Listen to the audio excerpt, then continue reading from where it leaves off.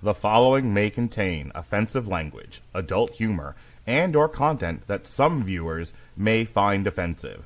The views and opinions expressed by any one speaker does not explicitly or necessarily reflect or represent those of Mark Radulich or W2M Network. Please listen with caution, or don't listen at all.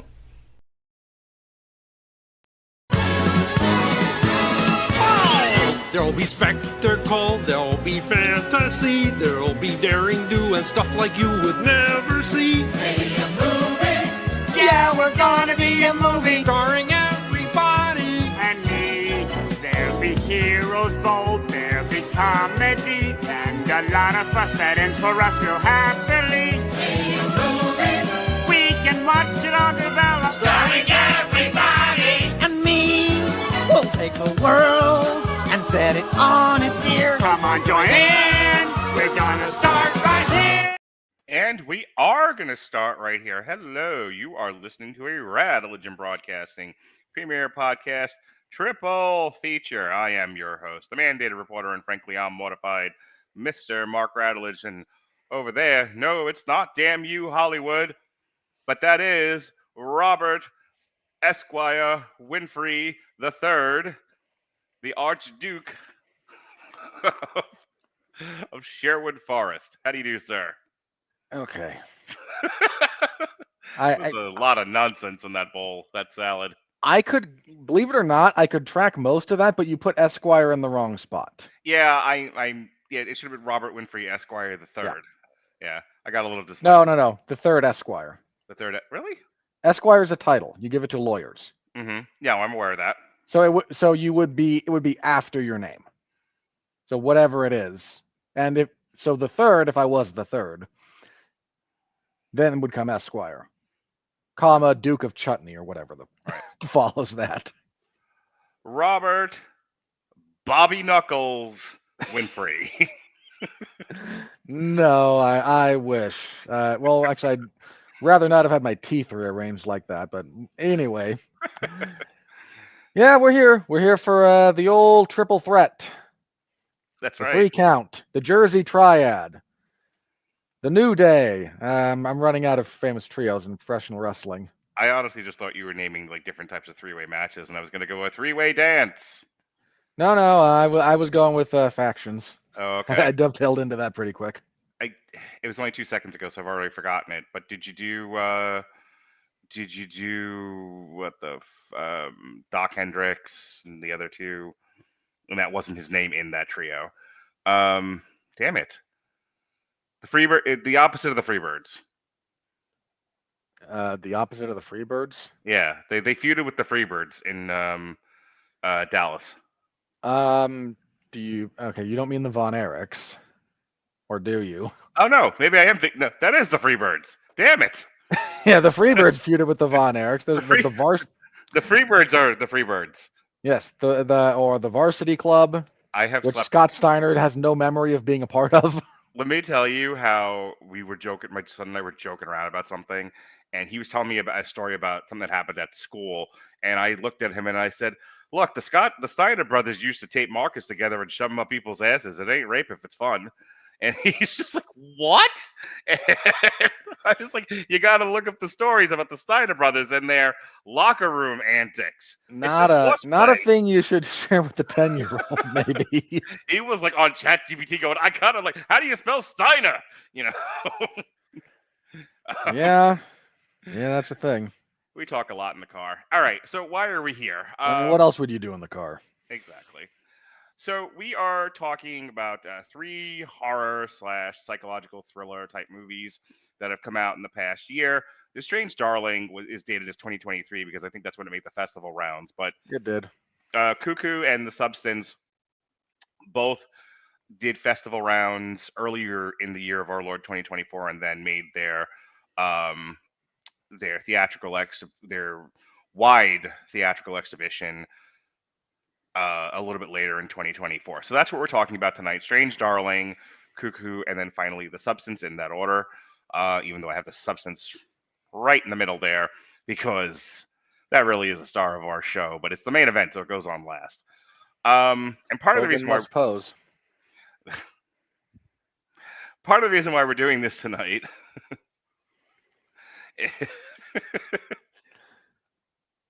is I was telling Robert before the show started, I've really been missing that kind of indie darling feature that completely just takes my breath away, knocks me on my socks, makes me appreciate film that much more. Um, in 2022, that was Fresh. At the end of 2022, that was also The Menu. Um, we both love The Northman, but I think when I was thinking about like what what do I want out of film right now? I got it when I saw Fresh, and I hadn't gotten that this year. I mean, we talked earlier in the year about it's why we ended up doing like the 10 worst movies and all of that. Like we stuck so closely to just strict theatrical blockbuster exhibition for the most part that I think we missed out on some really interesting opportunities to talk about some off the beaten path films, and I could find my Fresh this year. Chris Owen, who's kind of my go-to guy now for uh, indie features, really oddball movies because that tends to be his bag. He was like, I love Strange Darling, I loved Cuckoo, I loved The Substance, I loved all those movies. I think he said like The Substance made his top 10. So I was like, all right, let me take a page out of Chris's book and let's play some catch up. Again, like we did in, I believe it was October, with all of those. We did like a dozen crappy Netflix comedies. Yeah, I didn't feel the need to do that again, but I was like, let's hyper focus on a particular genre and let's play some catch up and look at some of these horror movies that we didn't get to for any number of reasons. So, you want to kind of just say your piece before we get into the first film proper? I'm usually down for this kind of thing. I you mentioned something in one of our group chats a little bit ago that you were a bit surprised to have started to find a lot of what you're after out of film at this point in the horror genre, because that's not really that genre has been maybe not your least favorite genre in film, but it's not your favorite by any stretch of the imagination. I don't like being scared, and in theory, horror's supposed to scare you. And I didn't really respond to that comment because I knew we were going to be on the show, and I figured I'd save a little bit of this for that. Mm-hmm. But the horror genre is very, very broad. Yeah. It's there's a lot that falls under that umbrella, and a lot of people over the last 8 years, as the studio system has become more and more formulaic to good and bad. I'll be honest. There's some positive to that. Formula's not always bad, but as it's become more and more that, more and more up and coming directors, even directors who've worked for a few studios and just for whatever reason get passed over for the big projects, got to pay the bills, man. So what am I going to direct? And there's a billion horror scripts kicking around. Yeah. And they can be made relatively inexpensively. And there's so much room to play in that sandbox that you can do a lot of interesting things in there. In 2021, our Fresh was Malignant, and you liked it more than I did. But I definitely sure did. But I definitely appreciated its bonkersness. It was completely. That movie is 2/3 suspense, 1/3 gonzo. Yeah. It was like 1/3 haunted house movie, 1/3 slasher, and 1/3 like art film. Like, I don't know. It was such a bizarre thing. 1/3 like gonzo. John Wick meets Italian giallo. Yeah. Yeah, and I remember we had such a fun time talking about it. Jason and I had fun talking about Fresh. It still spawns one of my favorite like TikTok bits. Our discussion about dick pics. It's so memorable. I still talk about Fresh today. Minus the stupid cheeseburger argument with Jason, which I'll never forgive him for. We had a great conversation about The Menu. We love The Menu. And again, they're all part of the horror genre. But like I said, The Menu wasn't scary, but it's still part of the horror genre. And I ended up loving it and gushing about it. again, fresh, was not scary by any stretch of the imagination. But it's something that we've talked about before.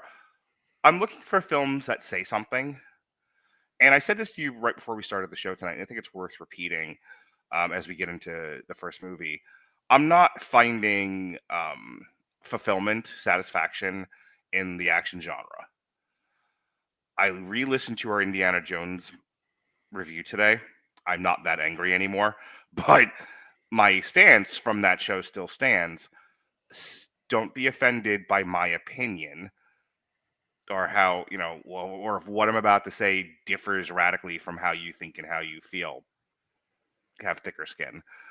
But while a lot of people might be satisfied with the candy and fast food that is the current action genre, which, as you put it, you're either a Michael Bay film for adults, your explosions and tits and ass, or you're a child's action movie that, of the Marvel type. There's not a lot of in between. The occasional like John Wick thing out there, but even that, I'm like, all right, I love John Wick 4, don't get me wrong, but I don't come on here and talk to you necessarily a lot about how I was moved and I saw this action movie that had this thing to say, and it got me thinking and it got me feeling, and it did all the things I think films should do. The elevated or the intelligent action movie is basically a thing of the past at this point. Right. It's either, and you mentioned, it's either Michael Bay, which is juvenile humor for adults, or it's Marvel movies, which are action figures for kids. Yeah. So throw that away. I tend to not watch romance movies. Another movie, I don't want to get too long talking about it, but another movie that I really liked, and it was a 2, but it was a very high 2 for me on the 3-point scale, was My Old Ass, which you don't need to tell me you didn't like it or it didn't really do anything for you.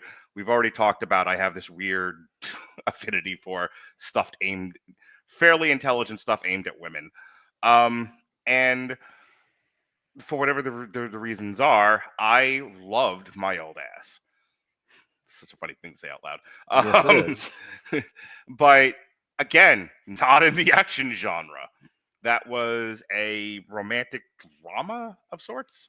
I think dramedy would be the appropriate. Yeah, it was definitely a blend. There was romance in there. There was comedy. There was drama. There was there was a bit of potty humor, but like I said, for the most part, of course like there is. Yeah, but like I loved it. I gushed about it. We haven't reviewed it. We hadn't really talked about it, but I put in our group chat like, oh my god, My Old Ass is like close to top 10 for me. But like I said, I typically don't watch a lot of romance. I don't watch nor do we review much comedy. Yeah, I'm about to do Hot Frosty this Sunday with Jesse and a couple of other things, but only because they're Christmas movies. Otherwise, I wouldn't have watched them. I wish you good luck with that. I hear you. That's why you weren't invited to that one. But my point is, like, I'm not fighting what I need in comedy. Half the time I don't even watch.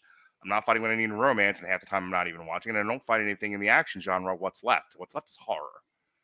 And horror is where I'm consistently finding things that speak to me, appeal to me, are saying something that I think is worthy of at least consideration and conversation. So I'll give you the last word here in this introduction, and then we'll move on. No, the horror genre is the oldest genre in film. If you look at the history of film, what are the first movies? You get stuff like the Cabinet of Dr. Caligari and Nosferatu. This is literally the oldest genre in film, and that exists for a reason. And that's kind of where we end on that. All right. You want to start with Strange Darling? Let me tell the people what Strange Darling is, and then I'll tag you and Brett. Per usual. Strange Darling. I don't know. Are you Brett or are you Anvil in this situation? It's you and I, for the purposes of this segment, like the Heart the Heart Foundation is not the right tag team.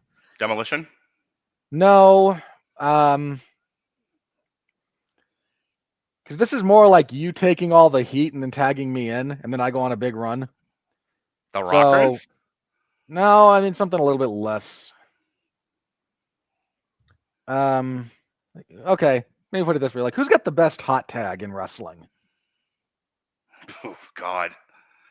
What year? I mean, I don't know. The New Age Outlaws, maybe. Yeah, we use them for the intro and whatnot, so I'd like to. Your intro is a riff on that. Yeah. Cesaro had a. Claudio Castagnoli has a great hot tag. Mm-hmm. So you can be the Bar, you can be Sheamus. I. Could be Strange. you know what? Okay, hang on. No. We could be the Shield, and you could be either Dean or Seth, and I'll be Roman because Roman's hot tags were a thing of beauty. I would love to be Dean Ambrose.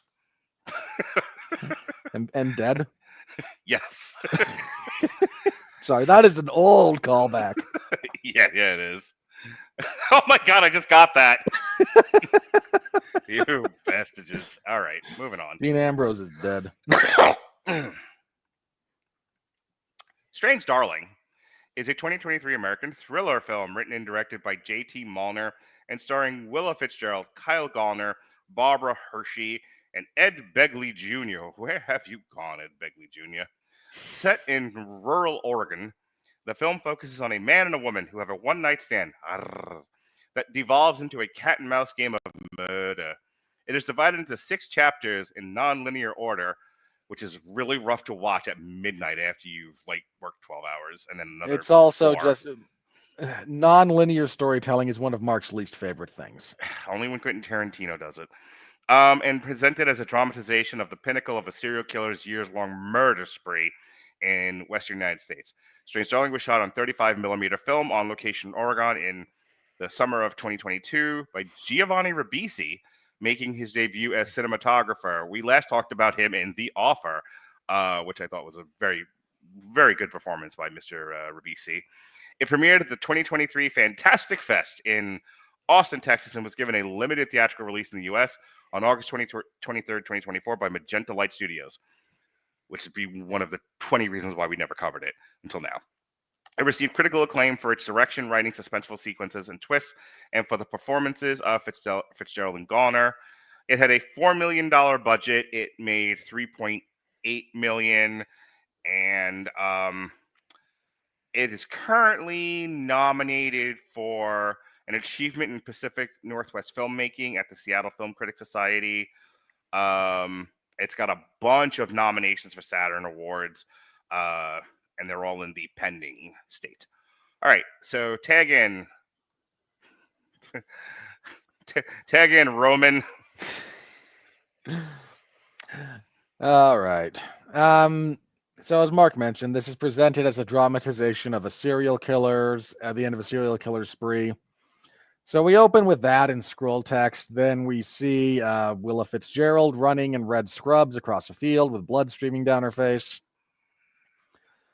Okay, for the record, I am going to try and do this in the order, more or less the order that this is presented in, rather than the actual chronology of it. So bear with me, this jumps a little bit. So we open with her being chased through a field by the male character known as Demon, and she's known as Lady. This is all they're credited as in the script. And good old Kyle Gallner with his gun is chasing her through a field, shooting at her. She makes her wreck her car. She runs to a cabin in the woods where we find Barbara Hershey and Ed Begley Jr. living as old hippies. We then flash back to kind of the start of this, where those two are sitting in a car having a conversation about to have a one-night stand. We flash forward to her hiding somewhere in this cabin. There's bodies all over the place, and there's at least one body, blood, and Kyle Gallner is walking around the cabin with his gun going, "Here, kitty, kitty," trying to locate her, which he does.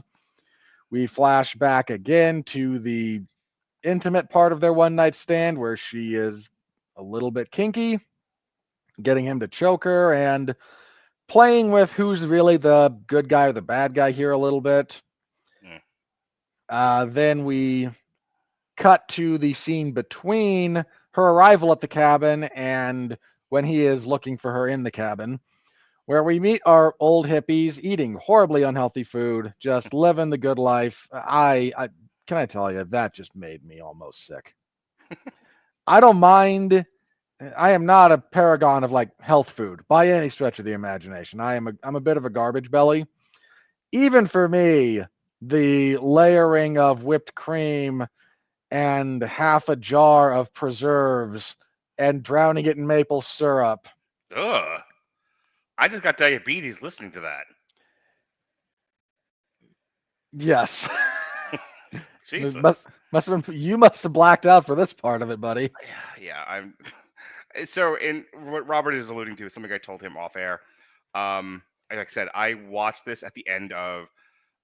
This might have been Monday night. So we'd done Damn You Hollywood. I'd already worked like 12 hours or whatever it was.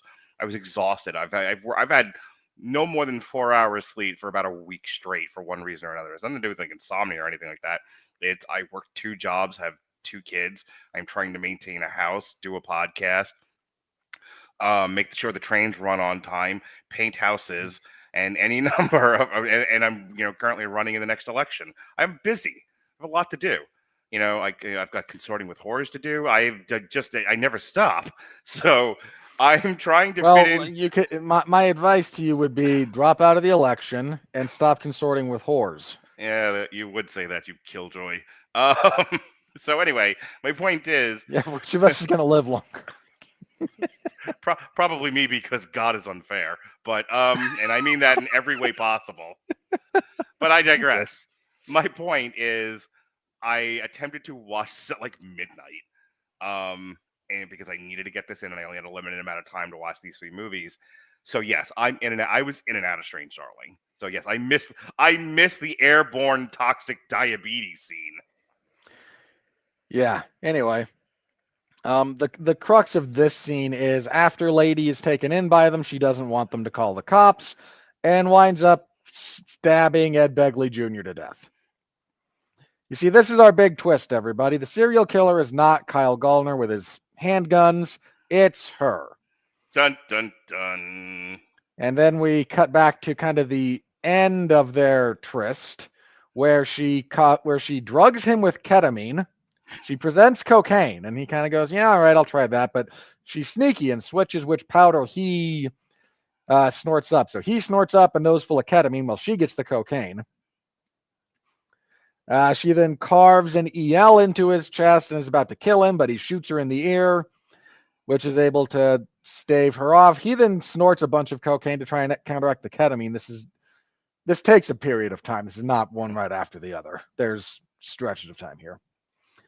And then he starts chasing her down because he's actually a cop, and she's now running from him. And this is kind of where we pick back up in the cabin, where he has cuffed her to the inside of the freezer she was hiding in, and he calls in backup, and she goes, "Why didn't you just kill me?" And he goes, "You couldn't do it, could you?" Well, I certainly could have. And they share a bit of dialogue, and then she hits him with bear mace. Not And just then any old mace, bear mace. Then she bites his neck and tears open a major blood vessel, and he bleeds out on the floor. Then she pretends like he sexually assaulted her. So when the other cops arrive, the female cop is with them, goes, "Instantly, this is a victim, and we must do all consideration for her." And this leads to her being like thrown into the woods, and the other cop gets shot. If you're thinking this all sounds very horrible, well, as she tries to escape again, she flags down a car, begs for assistance, pulls a gun on this poor woman who's pulled over, but this woman pulls out a bigger gun and shoots her dead. Good stuff. And that's kind of where we are here. Of the 3 movies, I like this one the least. So I'm going to make a statement right off the bat so that I am not misunderstood and we start going in directions I didn't mean for us to go into. It's a good movie. It is well made. It is interesting. It is interestingly made. Just not my cup of tea. I probably owe this another watch just to make sure I saw what I saw. But what I saw and what I was awake for, I was like, meh. It's funny, the amount of rave reviews this got. Like, you can see it in the poster. It's like, 5 stars. Yeah, You know? this movie. I think I said it's a little too art house for its own good. Yeah. Yeah, I was gonna say I think I used this phrase with something else. Might have actually been Cuckoo, but it's a little too cute by half. Give or take, yeah, that's kind of again, it's about half too much an art film Mm-hmm. to be all that good. The twist I should have seen coming earlier than I did. That first time, hang on, I should have known it right away. I have a very specific reason for that. Because if I'd gone into this understanding, oh, this is a slightly too pretentious art house film, like fundamentally. Oh, of course she's the villain. She's in the red car wearing red when we see her first. This is like 11th grade level of symbolism usage, but that's kind of what most art house films do. So I should have picked up on it sooner. It's fair. Gave it a little bit too much credit. I picked up on the twist when they did their first conversation in the car outside of the hotel. Mm-hmm. Because like, oh, again, by this point I've keyed into kind of the like what the film is doing. Like, oh, I know what you're gonna do. And that's not always a bad thing, for the record. But when the twist is a big part of what you're trying to accomplish, I was the just about to say the film rests a little too much on, and the twist is the yeah, girl is the serial killer. It's like, all right. yeah. Here's the thing. This movie's a little too in love with its own dialogue. hmm The It's not quite Flanagan level of monologuing at each other. It's actually Yeah, dialogue, but you're right. it's the kind of script a pretentious college student would write and appreciate. Um, Probably, yeah. yeah, this feels like a group of sort of hoity Starbucks drinking, milk knit cat wearing intellectual college students would bandy about. You know, what big ideas we have, grandma. And it's like, all right, but are you gonna say anything of substance, or are you just going to, you know, lay back and eat grapes of big ideas? Well, the latter. That's all we're good for. Like, I all right, mean, that's kind of this film for me. I can see why like the Chris Owens of the world, and I'm not picking at the guy, would like it because I think I the 35 millimeter uh, film usage helps. yeah. It does give it kind of a It gives it it, hang on, it gives it personality. Like yeah, I was gonna say a grainy personality. there's another mild gripe I have with this movie. Hmm. Um, a lot of what goes into it is presented as being 70s, and I don't just mean the 35 millimeter thing. Yeah, very much so. I mean, a lot of this is meant to feel 70s, and then everyone has smartphones. I've just got a little bit of a disconnect there that I can't, that doesn't it ever reconcile itself. it has a grit to it. Like there were things that jumped out at me that I retained despite my being in and out and it being a few days ago. Her attending to her ear while being, while when she finally breaks away from him long enough to deal with the fact that she's bleeding off the side of her head, and she finds like a bottle of alcohol and dumps it on herself, and she can't make noise, so she's trying to like muffle herself. Mhm. God, I've been there. Not necessarily in that scenario, but I've hurt myself real bad and can't make noise, and I'm doing the kind of Homer fiddly dee. That will That will that will require a require a tetanus tetanus shot. shot. Yeah. That just very much like, and because you can't make noise for whatever the reasons are. I've been there, and I thought the actress handled that well. I think the star of this movie is the use of tension. I think a lot of the tension is Yeah, framed really well. The least interesting thing about it is the dialogue, and in general, yes. it rests entirely too much on the twist and I'm sorry, in the year of our Lord 2024, where I've had to watch 8 zillion, you know, badass boss women, gender swapping and everything else. And boy, I'm not going to go off on that rant or anything like that. Please stay with us, um, or at least don't run away for that reason. On the other hand, seeing a woman in a position of power, and in this particular case, your power draws from the fact that you're a serial killer is not novel. And it's like the filmmakers like time traveled. Like where I come from, women aren't in positions of power and they don't kill people. If this had been made in 1975, as the Right. aesthetic tries to do, this would have been shocking and Right. provocative. It's a drive-in double feature with Deliverance. Sure, now you got something. But it's 2024. I would have done it with, I Spit on Your Grave, but Yeah, you can do that. And, you can make this 8 hours, an 8-hour double feature, and do it with the Deer Hunter, which is still going in some drive-ins. be nicer to the Deer Hunter. I want to do a triple feature of Deer Hunter, and it'll just be the Deer Hunter. Anywho, what else you got about Strange Darling? Because I would recommend it to people, but I would only recommend. But this is one of those movies I'm only recommending to film nerds. Yeah. Generally, I'm with you there. The acting is pretty solid. Both Ford and Gallner do solid jobs. I appreciate that the violence in this is kept. It's slightly more minimalistic. Mhm. It's not off screen, but this is not a gonzo gore fest. Like when the violence happens, it's treated with some weight. Yeah, And- it's gritty, and Yeah. it's the kind of violence that happens between people trying to kill each other.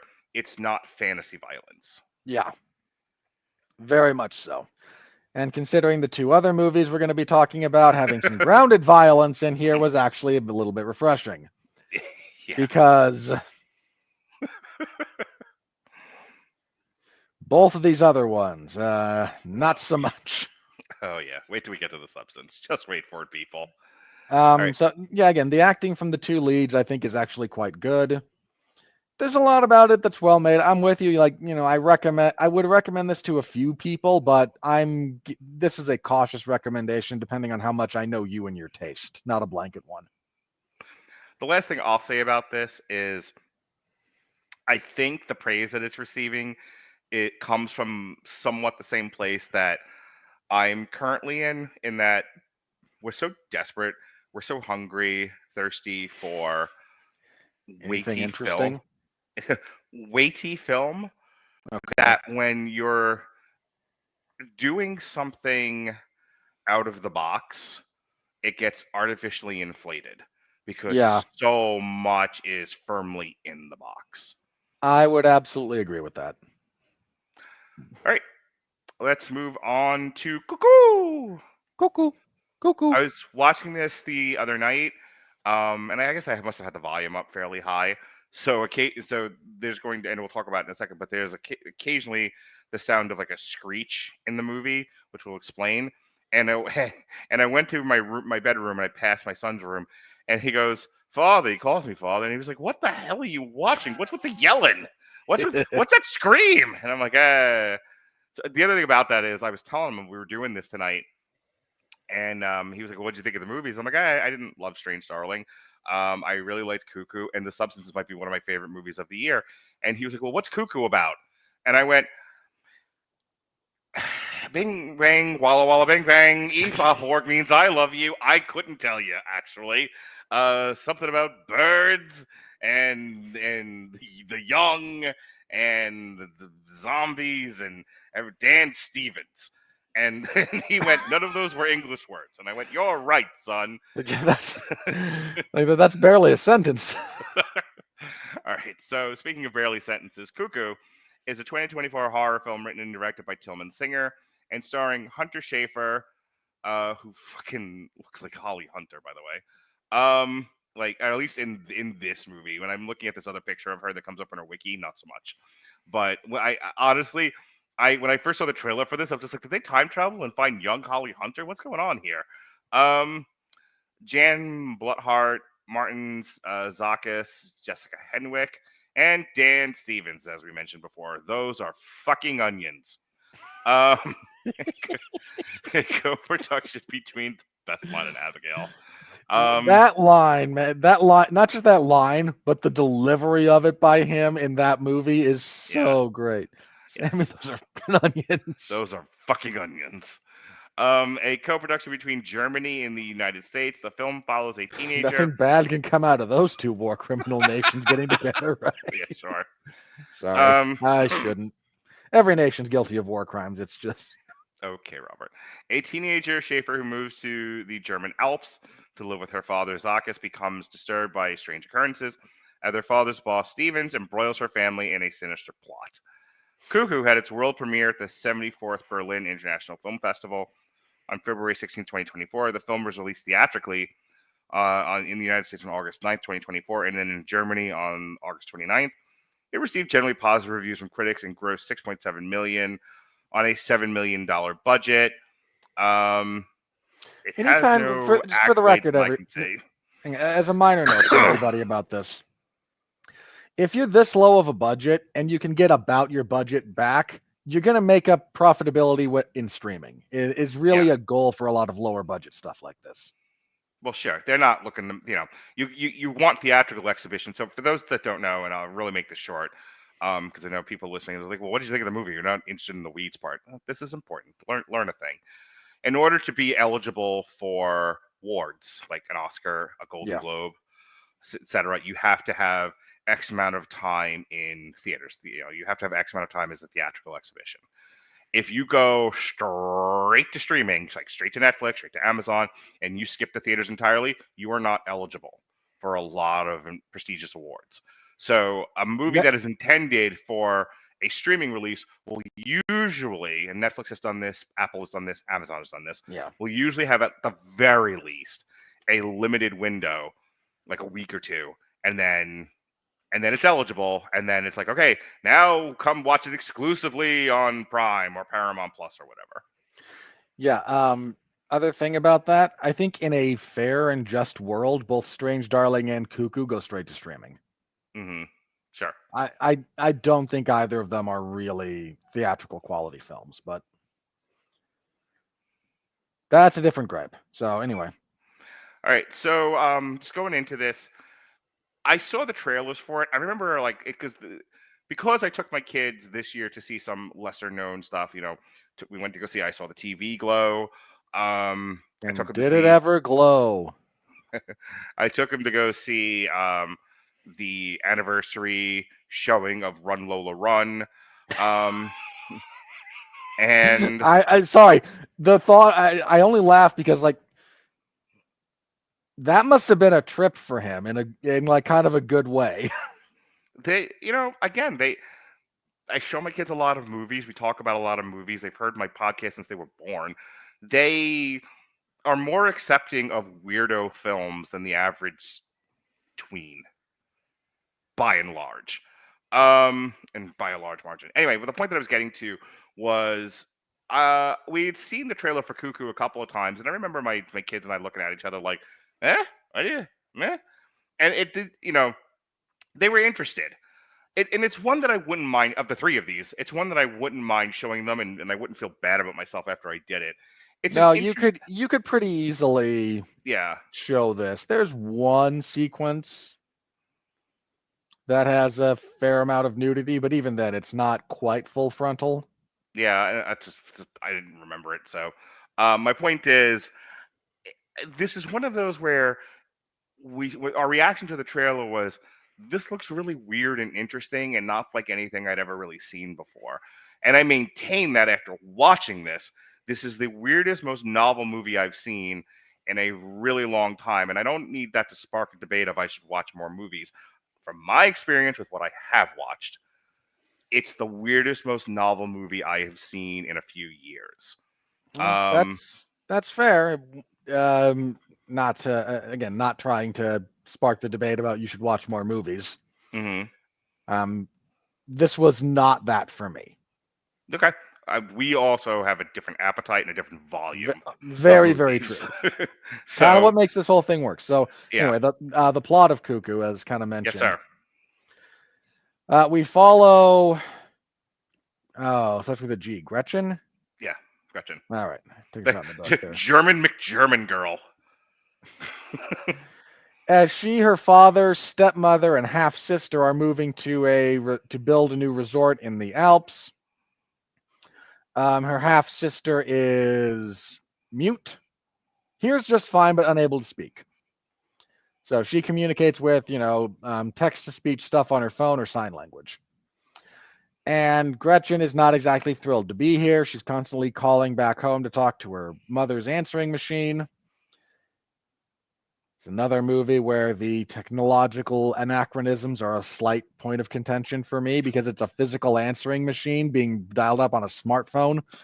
Like, I'm sorry, man. That ain't it anymore. Sure. Mild personal gripe. While they're there, they are her dad and stepmother are architects of some design or something similar. So they're there to help build a new resort.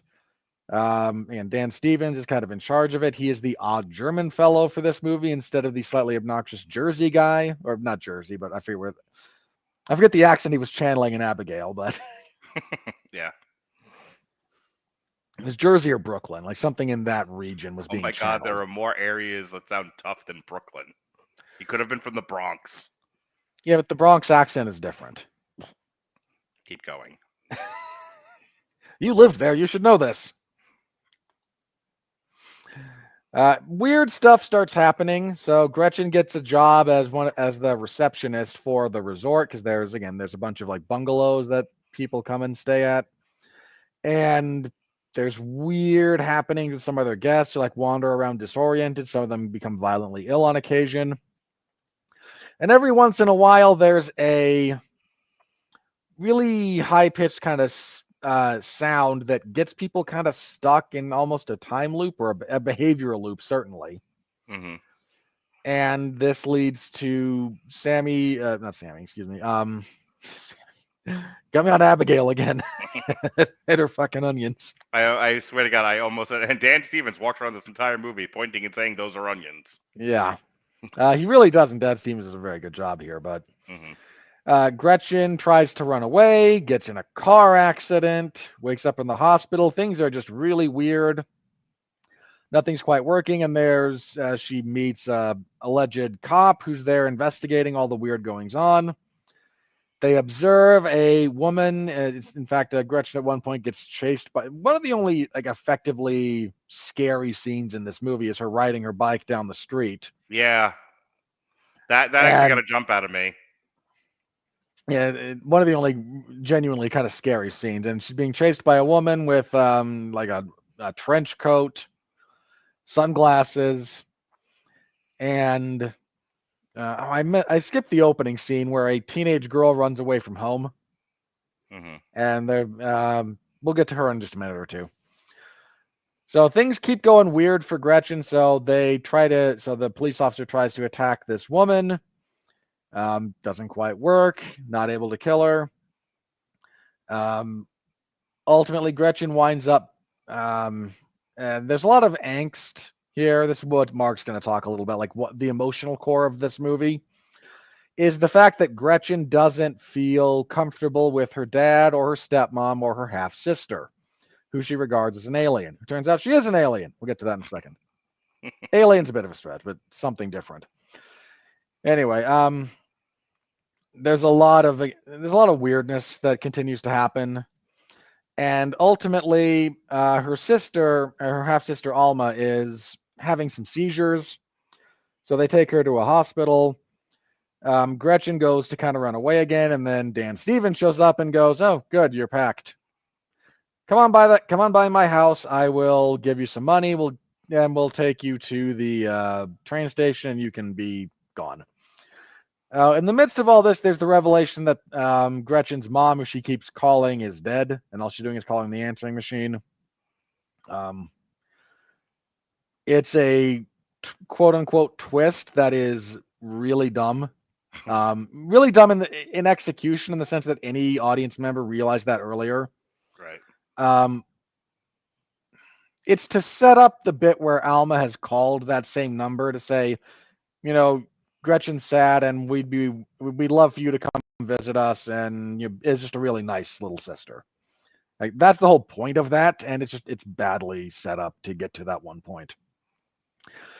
Anyway, Dan Stevens is not a good guy, per usual, and renders Gretchen unconscious, chains her to a bed, and then uses a whistle to call uh, the teenager we saw run away from home in the opening sequence. You see, what he's been doing here is conservation for a different species. This is something kind of like a human. They refer to it as, instead of Homo sapien, which is human, as Homo cucurellade, which actually has some mild insect connotations when you look into the Latin. So he calls the adolescent creature over, which uses its weird voice. And all of the weird like vocal attacks that they've been subject to come from these creatures. They are able to emit this, and it works. And he stops it from actually doing whatever it was going to continue doing to her. So he kind of stops it. The cop is able to free himself from who's not really a cop, he's a disgraced cop, frees himself, kills a guy, comes in, shoots Dan Stevens non-fatally because he's part of the finale. Then he kills this adolescent creature, and they realize around this time that Alma is one of these creatures as well. That Gretchen's father and stepmother were at this resort on their vacation, and the whole modus operandi for what they've been doing to preserve these creatures is get people over here, let one of the adults, let one of these creatures use their sonic attack. It puts them into a weird, repetitive motion cycle where they don't remember anything. And then they implant eggs into them that are then fertilized by the human males, and you get the continuation of this species. So that's what their goal has been, is the perpetuation of them. And now the cop is trying to kill Alma. Dan Stevens is trying to kill everyone to cover his tracks and restart his project later. And Gretchen just wants to save her little sister. So the other creature, the one that's been attacking Gretchen throughout the course of this movie, shows up again. We get another sequence between them. Gretchen's able to defend herself and kill it. There's the world's worst shootout between Dan Stevens and the cop. And when I say world's worst, I don't mean bad cinematography. I mean two guys who can't hit the broadside of a barn shooting at each other. Like, this is poor. Partially, I assume it's intentional, but when I say the world's worst shootout, I mean the two worst shots ever. They are not that far apart from each other, and yeah, that's not wrong. They can't hit the broadside of an aircraft carrier, and it's just like, how the fuck did you miss somebody 10 feet from you?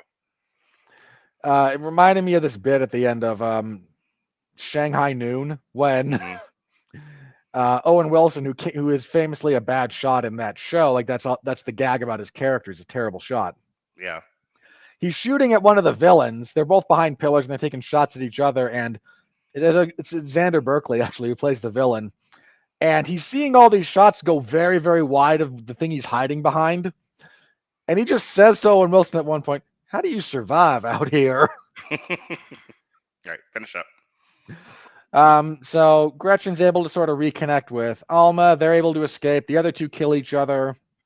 And then Gretchen takes Alma, and with this weird woman who she kind of hooked up with, they drive off. Never mind that their parents are still alive and well. And this ending is stupid. I'm sorry. I can't get a. And they go to join Dakota Johnson and her 3 adopted daughters and form like a big commune of just of perfectly parented women who can be adopted. Sure, why not? Because why not add that fan fiction to Madam Web? More on that Monday. Anyway, Indeed. So you watch a lot of movies, maybe not as much as some, but you start to see patterns, you start to see similarities, you start to see a lot of stuff that's just, it's the same as everything else, especially if you have a mind like mine and you have a propensity for deconstruction, and you can identify the least common denominator in just about everything. When something comes along, how good it is or how bad it is, if it's wildly different than anything I've seen before, or it's doing different things than I've seen before, or that I haven't seen in a while, it's going to get my attention. And Cuckoo got my attention for that reason. It's a weird take on the monster horror genre. Um, you're not wrong about how I did key into the sort of family dynamics, the treatment of this. I was actually somewhat sympathetic to the father. Like the father is just trying to keep his family together. He has his new He family gets that he's. he gets he gets a real raw deal from this in this movie. I was gonna say, like, well, yeah, he's definitely painted a certain way that I don't necessarily agree with, but from the father's standpoint of view, he has a very nice family here. He has a very good gig. He's trying to keep it together, and in comes his daughter, and he's just praying to God the daughter will get her shit together and go with the flow. And from his point of view, she is doing nothing but upsetting the apple cart and flipping things over and causing problems. And it was like, I don't need this. Like, I want to have a relationship with you, but I I don't need you tearing down what I'm trying to build here for no good reason that I can see. Um, and then and I was sympathetic with Gretchen. Gretchen didn't really want to be there, but she's trying to make the best of a bad situation, and then she gets attacked by a monster. you know, That no one believes exists. Right. No one believes exists. And then of course, because there's Dan Stevens who wants to keep this all under wraps and doesn't want her to find out, is gaslighting her. And she's like, what the fuck is happening? And this is kind of my favorite part of this movie. And it was something I was thinking about because, we do a lot of horror here and we talk about a lot of big budget horror. And, once upon a time, the Scream franchise was really good. And it was good because it was in and of itself deconstructing the slasher subgenre. And they did a lot of fun things with it. And it invented things of the time that we still do to this day that I am now starting to complain about, like the two murderers, overcompensating for being magic. That's that kind of thing, of which I said recently, stop doing that. It's overdone to death. But Scream did it in modern culture. Scream did it first, did it well, and everyone's copied it since, including themselves. But I was thinking about Scream because um, in the first, at least the first movie, I can't speak to the rest of them. The stabbings felt pretty brutal. They felt like they had weight to them. And that's a use of editing, sound editing, the way they were shot. Especially that first kill to set the tone with Drew Barrymore. You really feel her mutilation, and it planted a flag in Scream saying we are here to do business. And a lot of horror movies have come out since then, and they have succeeded or failed to a variety of varying degrees. Cuckoo does something, I think, with harming your final girl that I don't see in a lot of movies. The damage she takes feels weighty without it having to resort to stabbings, or direct attacks. In one case she's injured on falling off a bike. In another case she's injured in a car accident. And my favorite thing that happens to her is when the one cop knocks the series of shelves on top of her. And in another movie, she would have erupted out of it like fucking Wonder Woman.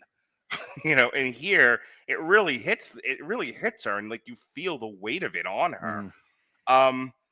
One thing I want to say before I let you cut in, because if I don't say this, I'll be mad at myself. It felt like, and this is what I mean by it's unlike a lot of other movies, which I don't think are conscious of it, but I think it's a really good thing that this movie did.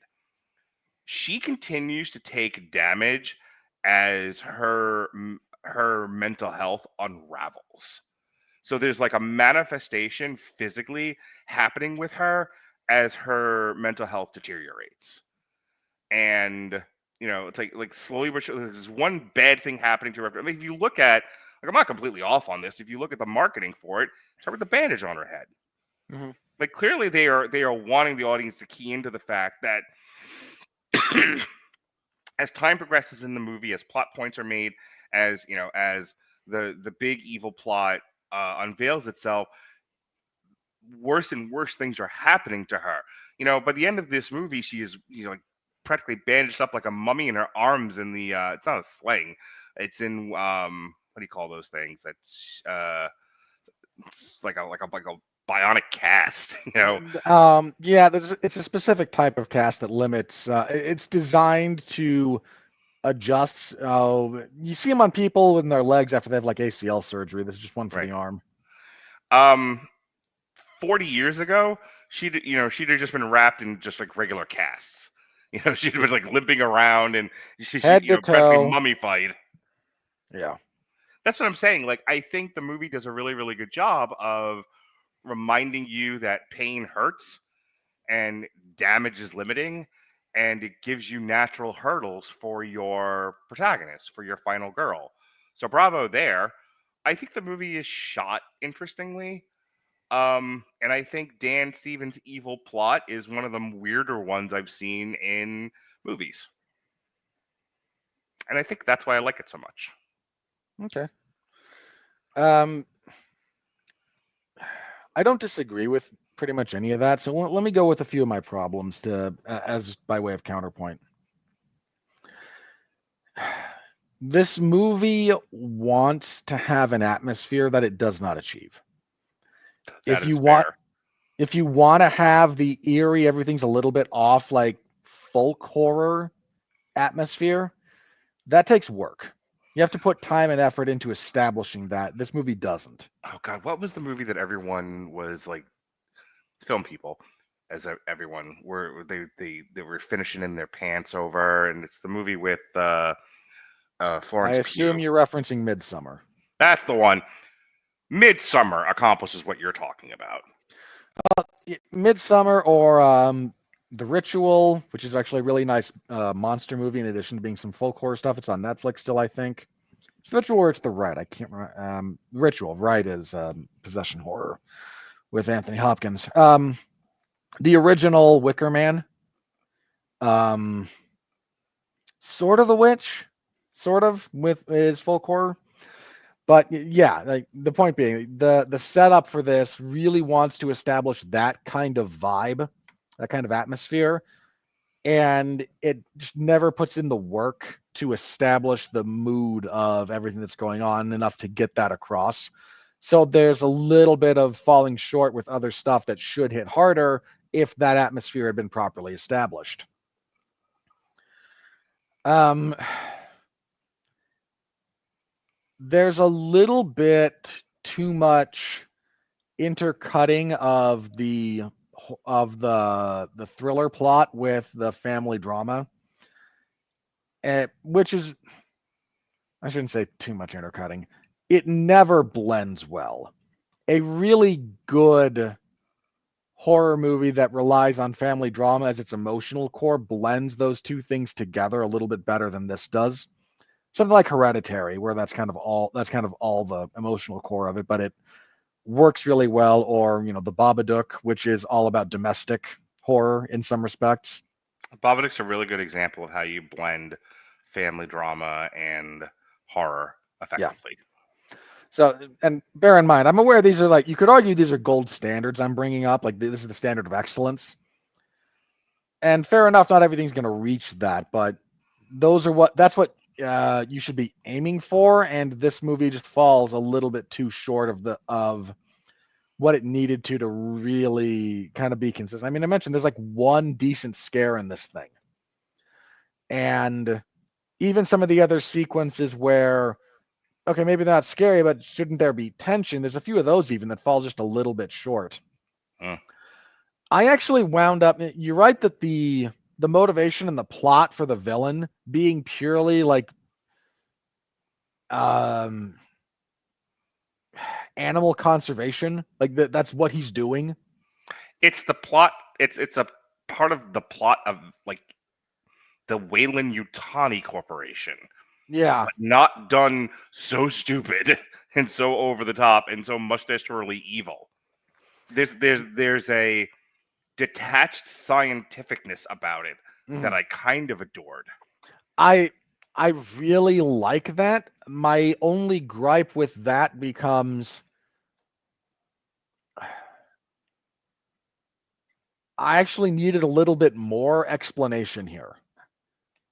And I don't need a lot more, because some mystery is kind of important to all this. Like I don't need to sit through a biology class on these things. No, but I think what this movie was missing that really push it over the top and get maybe you who are a little bit more reticent to go with it is the scene in every movie ever where you get to see the length and breadth of the horror.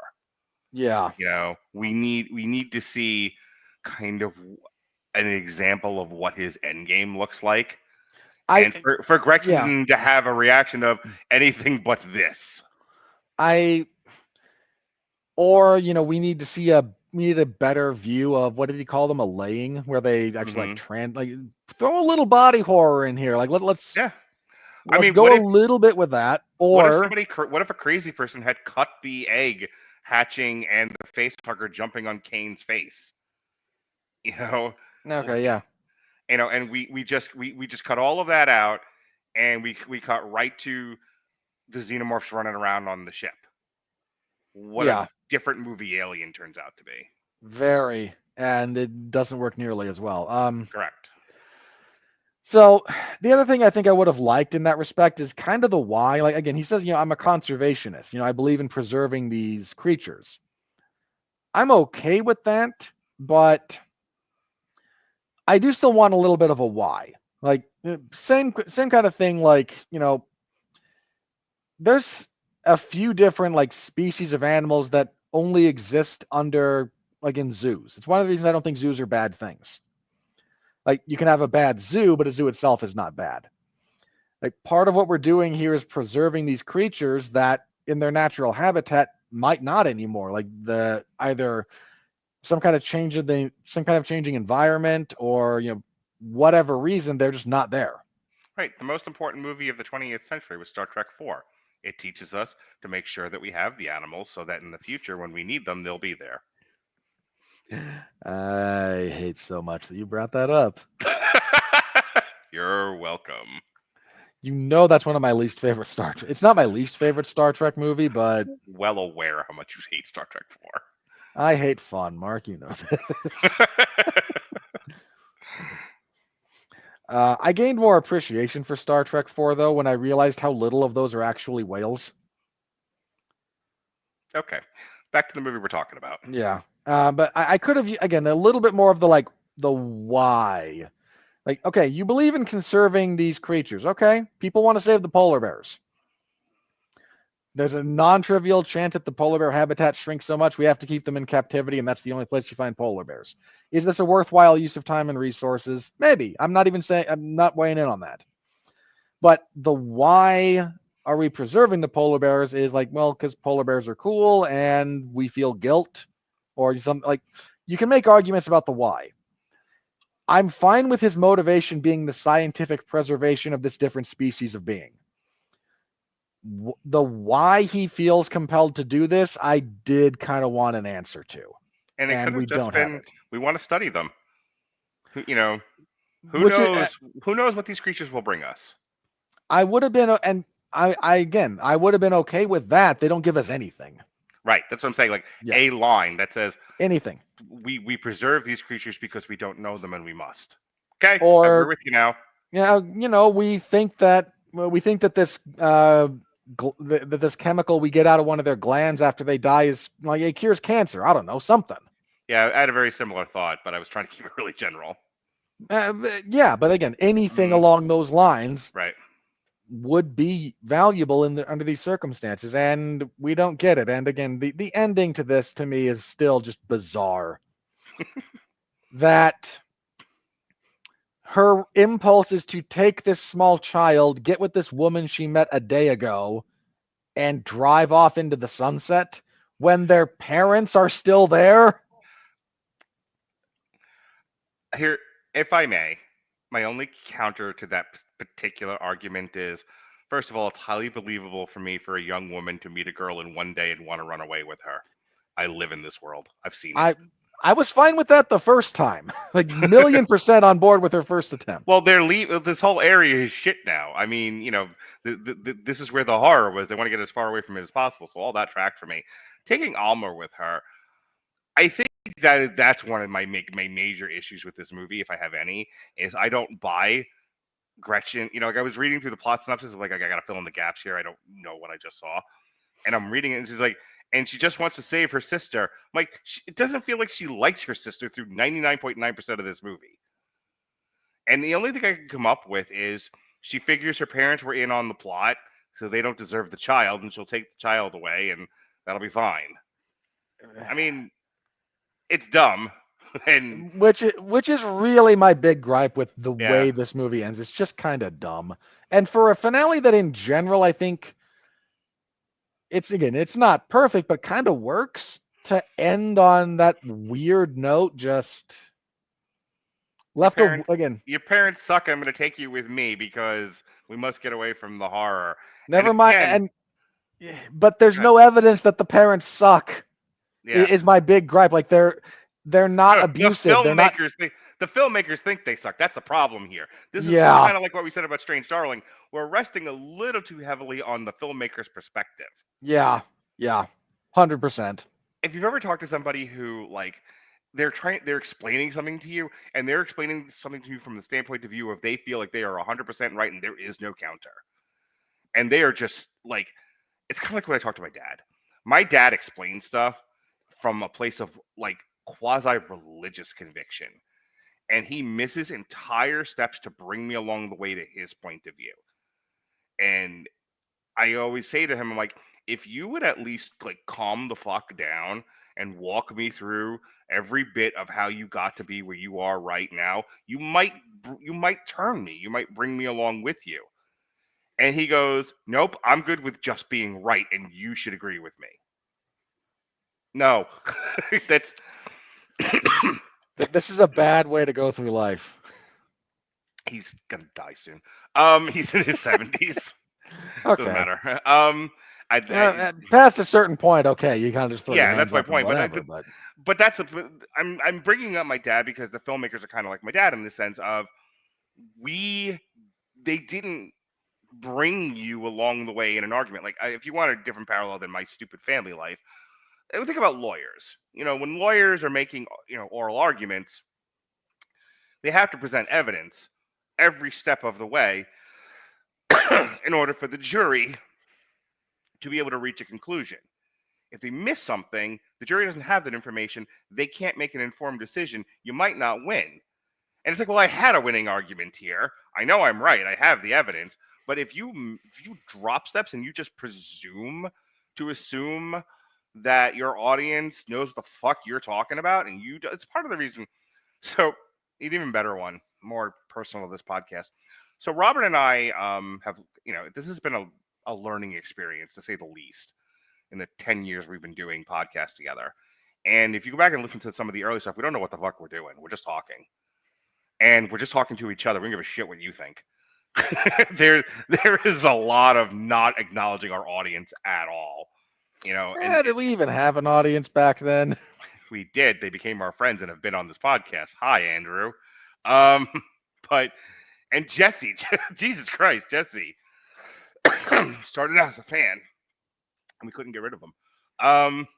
Now he's one of the wise men.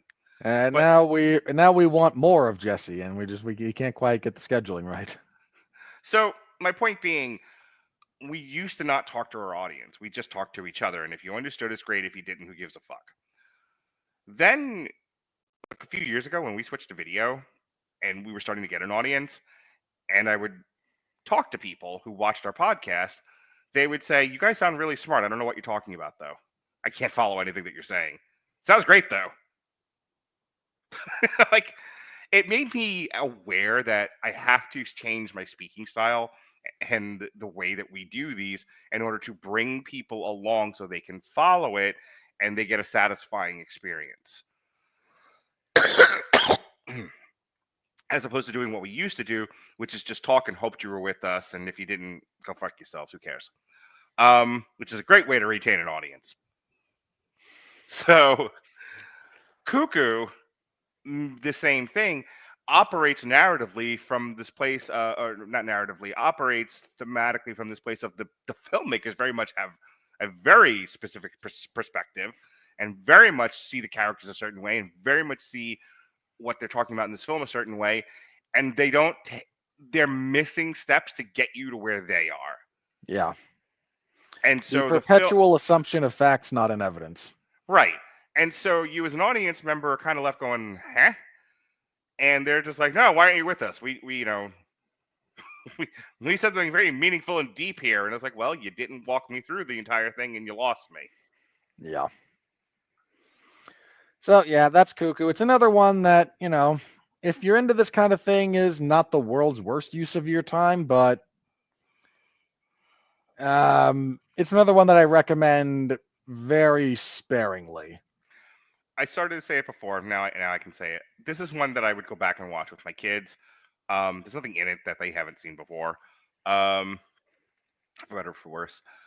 I think it's an interesting movie, and I want to show them. I want to show them interesting movies. I mean, I want to show them the classics too. Fuck, last weekend I showed them Three Amigos. Woohoo. But yes, but Please I tell me they think had a good time with that. my daughter more so than my son. That unfortunately tracks. But We may have poisoned the well a bit too much on Jonas to get yeah, him to enjoy. I'm having to do some work to pull him back from the Robert Winfree brink. Don't look too deep into the existential dread. It's not good for you. Come back from the ledge. Yep, easy. Actually, I very pointedly told him tonight. I was like, "You are some of the best and worst parts of me and your grandfather, and I'm trying to change that. Let's moderate that just a touch." So anyway, I think if you have an appetite for interesting films, there's worse than you can do than Cuckoo, and I do think partially because I do think it's a well-made movie despite the criticisms, but also because there's such an awful, just such a shallow pool of good films this year that it's one of the better films of the year by default. I have not sat down and actually gone through my list yet. Again, I'm waiting for a couple of other weeks for us to get through some other movies that may or may not make my list. You're waiting for Mufasa to come out? I'm waiting for Craven, first of all, Okay. because that's going somewhere on the worst.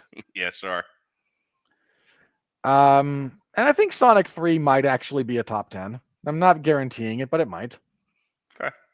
You and Alexis have a little bit more of an emotional connection to Sonic than I do. Can I just tell you also that one of my favorite Wikipedia transitions, believe it or not, is on Jim Carrey's film history. Mm-hmm. Because after Sonic 2, he retired. Mm. And he had a quote about it that said, I might come back, if the right script comes down handed to me by angels that's written in gold. Something to that effect. Mm-hmm. Paragraph break.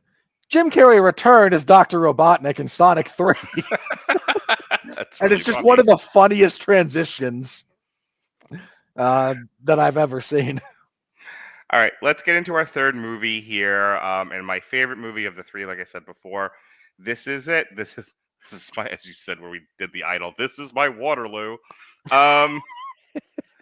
No, this is my I fresh. hated that show so much. I know I'll tell you, in just the audio part of it, it's one of our higher. It's one of our higher. It's one of our more listened to reviews. For some odd reason, People, for some reason, were just desperate to listen to us burn that thing at the stake.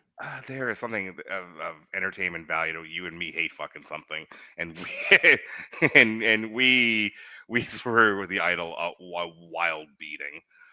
Anyway, but yeah, I'm pretty sure even a '70s film would have looked at what we did and went, "You gone a little bit too far here, guys. Let's reel this back." like Snoop looking when Chris beat Michael's stepdad or whatever it was in The Wire, just looking at it like, ugh. Anyway, now that we've made enough references, The Substance is a 2024 satirical body horror film written, directed, co-edited, and co-produced by Coralie Fargett.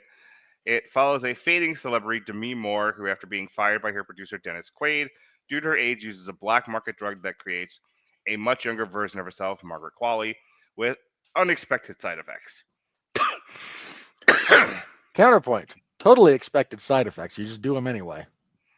An international co-production between France, the United Kingdom, and the U.S., the film had its world premiere May 19, 2024 at the 77th Cannes Film Festival main competition, where Fargate won Best Screenplay. It was released theatrically in the United Kingdom and the U.S. by Mubi on September 20th, and in France by Metropolitan Film Export on November 6th, 2024. The film was a critical and commercial success, grossing $56.5 million on a $17.5 million production budget. It received 5 nominations at the 82nd Golden Globe Awards, including Best Motion Picture, Comedy, or Musical. I don't know how you arrive at that, but I mean, like, not. I guess comedy, kinda. Definitely not because they're listing it as satire, they're gonna throw it under comedy. Sure. Look, man, if I laughed at this, don't get me wrong, but if my sense of humor has become the norm, we're in trouble. Yes, I said before it was a $17.5 million budget. It made upwards of around $6.5 million, so it did good. It's gonna and look, when the Oscar noms come out, this is gonna be in there. I don't know exactly where in which categories, but it's gonna be in a few of them. I don't know if it'll win, but I had a moment of, I don't know if it was cognitive dissonance or not, and I know you're not in love with my objectification of women, but I have to as my sense of humor, and I have to because I actually think it. But allow me to say, I guess as least piggishly as possible for your benefit, Demi Moore is still a very attractive woman, and I think we're about the same age. I got to look it up again. She might be maybe a little bit older. I'll look it up real quick. But Demi Moore in this movie and just in life in general, in the year of our Lord 2024, is an exceedingly attractive woman. Not a darn thing wrong with her, other than she is afflicted with the same disease we all are, age. And I'll talk about the plot of the movie in a minute. But they treat her like she's Mad Madam Mim. And I know that's the text of the movie. That's what the movie is trying to talk about. I think Demi Moore is an exceedingly good actress. She has a long storied history. She's done some really amazing films, done some stinkers, but don't we all? But I mean, Demi Moore is one of the legends of the industry, and she deserves all the credits that she gets. And so I'm glad she got this gig. She's great in this, and she deserves to be in good movies. I'm just thinking if the story you're telling is this woman crossed a threshold in our society where we start telling women they have no value because they aren't pretty anymore, and you went with Demi Moore. Like, there are other actresses you could have gone with that I would have accepted that. I don't accept Demi Moore as that. There's a lot of them who probably wouldn't have liked the implication. Fair. They would have liked them. They would have liked the job, though. Maybe. Sort of depends. I mean, okay, just to go down this rabbit hole very briefly. I'll follow this rabbit trail with you, okay? Okay. Who do you think would have been an appropriate in your casting of this? Again, we're not talking like how this would have changed the movie, but to make the point that the movie is making, who do you, Mark Radulich, cast? See, you got me thinking, and the first thing that came to my head is Charlize Theron, but not just because Charlize Theron is not pretty, and some might say she's prettier than Demi Moore. But I was thinking about Charlize Theron in Monster. Okay. They really uglied her up. Where they made her look like the real person she's playing in that, yes. Tomato. And I was thinking maybe that should have been the tact here. Is that if you want Demi Moore, get Demi Moore. I certainly want her to have good films to do. But then maybe lean a little more into what age, unfortunately, does to us all, instead of letting her exist in her natural beautiful form to where I'm questioning what we did here. Well, let me make the obvious counter argument that I think the filmmaker would make. The point is that the world is so far gone down that rabbit hole that even someone who looks like Demi Moore winds up cast aside. I think it's a valid point. I'm not going to say it doesn't work in the film. I was before, and I'm going to now gush about this movie. So I don't want to hammer this one point home, which at this point is kind of irrelevant. She's in the movie. We're about to talk about it. So I think the point that you're making is valid. That if the point of the movie is, you know, we see no value in women past a certain age, no matter how pretty they are. The age is the thing. Okay, I think, and maybe it's it's the little kid in me who saw Demi Moore growing up, going, I refuse to accept her as anything but gorgeous, and maybe that's what You, this is. my friend, I watched that Fred character show up briefly, and I went, "Oh, it's kind of Mark." Okay. I don't mean that unkindly either. Like, you do remind me a little because look, man, we've done what was the other movie that we did? No, it was Ash vs. Evil Dead when we said, man, this version of Ash Williams is kind of your spirit animal. Right. Right.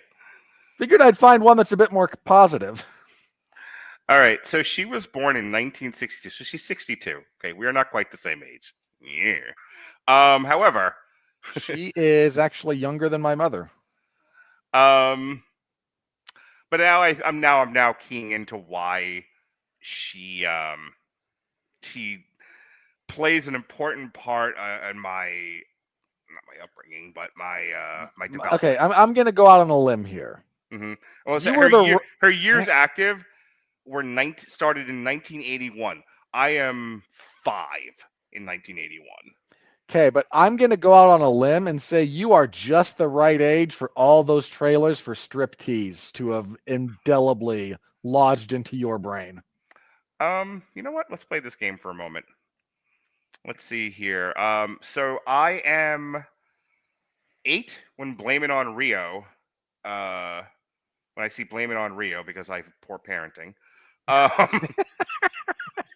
And she's in that, though she's not, hotsy totsy naked. Though she is running around in a bikini. It's Rio. Everyone's running around in something. Yeah, so I get to see, at 8 years old, I get to see Demi Moore running around in a bikini, a very young Demi Moore. Almost not quite Fast Times at Ridgemont High level of indelible, but Right. it's close. In 1986, I saw her in One Crazy Summer, where she's not necessarily hotsy totsy, but she's there and I saw it. 1990, she's in Ghost. So in 1990, I think I am 14.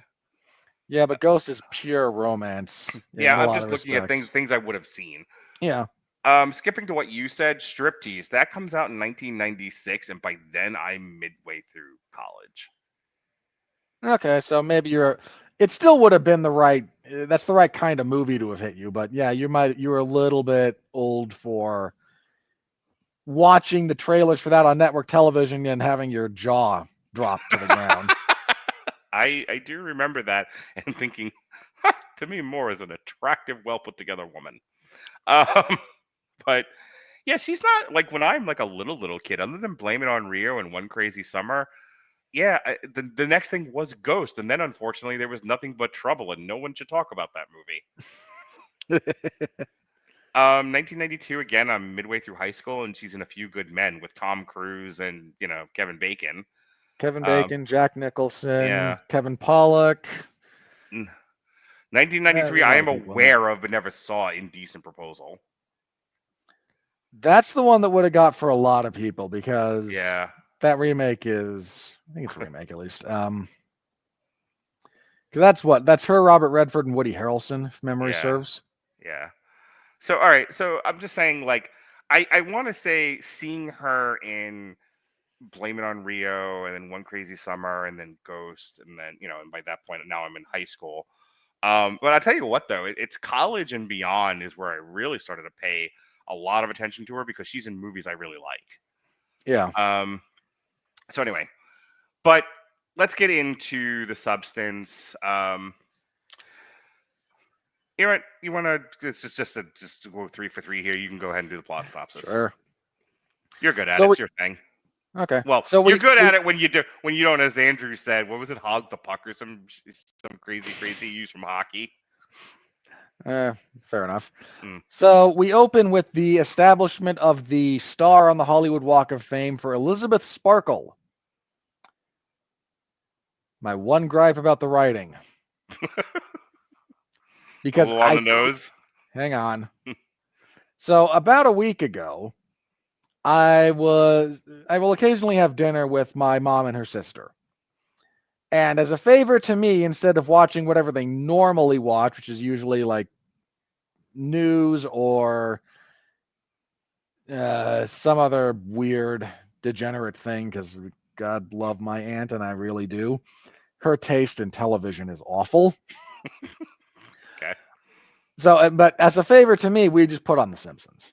Like we've got Disney Plus. We throw that up there, and that will 2 episodes of The Simpsons gets us through dinner, and then I'm out.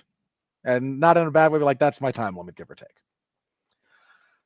And recently, up came the episode featuring Mr. Sparkle, where Homer is where the fish bulb, where Homer's face is on the Japanese laundry detergent that they find. At one point, Lily had that T-shirt. It's a great episode. Genuinely, really good episode. So Elizabeth Sparkle comes up, and I can't stop seeing Fishbulb Homer Simpson in that commercial. Alrighty, hit it. So we open with her star on the Hollywood Walk of Fame. We then see said star degrade as her career downgrades, and we find her in the future doing jazzercise on a network owned by Dennis Quaid, who is channeling Vince McMahon and Harvey Weinstein, and God bless him for it. In all the most spectacularly wonderful ways. I'm not even joking when I say his acting almost upstages Demi Moore's here. Seriously, he is tremendous. Yeah. It's hard to be that big a slime ball, and he is just rolling in it. This is a meaty movie for players. Yeah, if you were to turn this into a stage play somehow, you would get some serious heavy hitters that would be drawn to this. Yeah, maybe instead of doing Beetlejuice, let's do The Substance as a musical. Then we can re-release it in theaters as an adaptation of the musical version in the future, right? Mean Girls / Little Shop of Horrors. I see you. All right, come on. So anyway, she is fired from her job because her star is fading and the ratings are down, and she's 50 years. I think in universe she's 50. And she doesn't know what else to do with herself. She has not crafted a life worth living outside of her time on the television screen or in movies. And she gets into a car accident, and as she's being checked out, and miraculously she's just fine, one of the doctors or a nurse practitioner, someone there, slips her a note that says, "You're a perfect candidate. This changed my life." And it's a flash drive and with information about the substance. So she looks that up, and it's a weird commercial, but it says, "Look, we can give you a new, younger, better version of yourself." And initially she says, "No, not interested."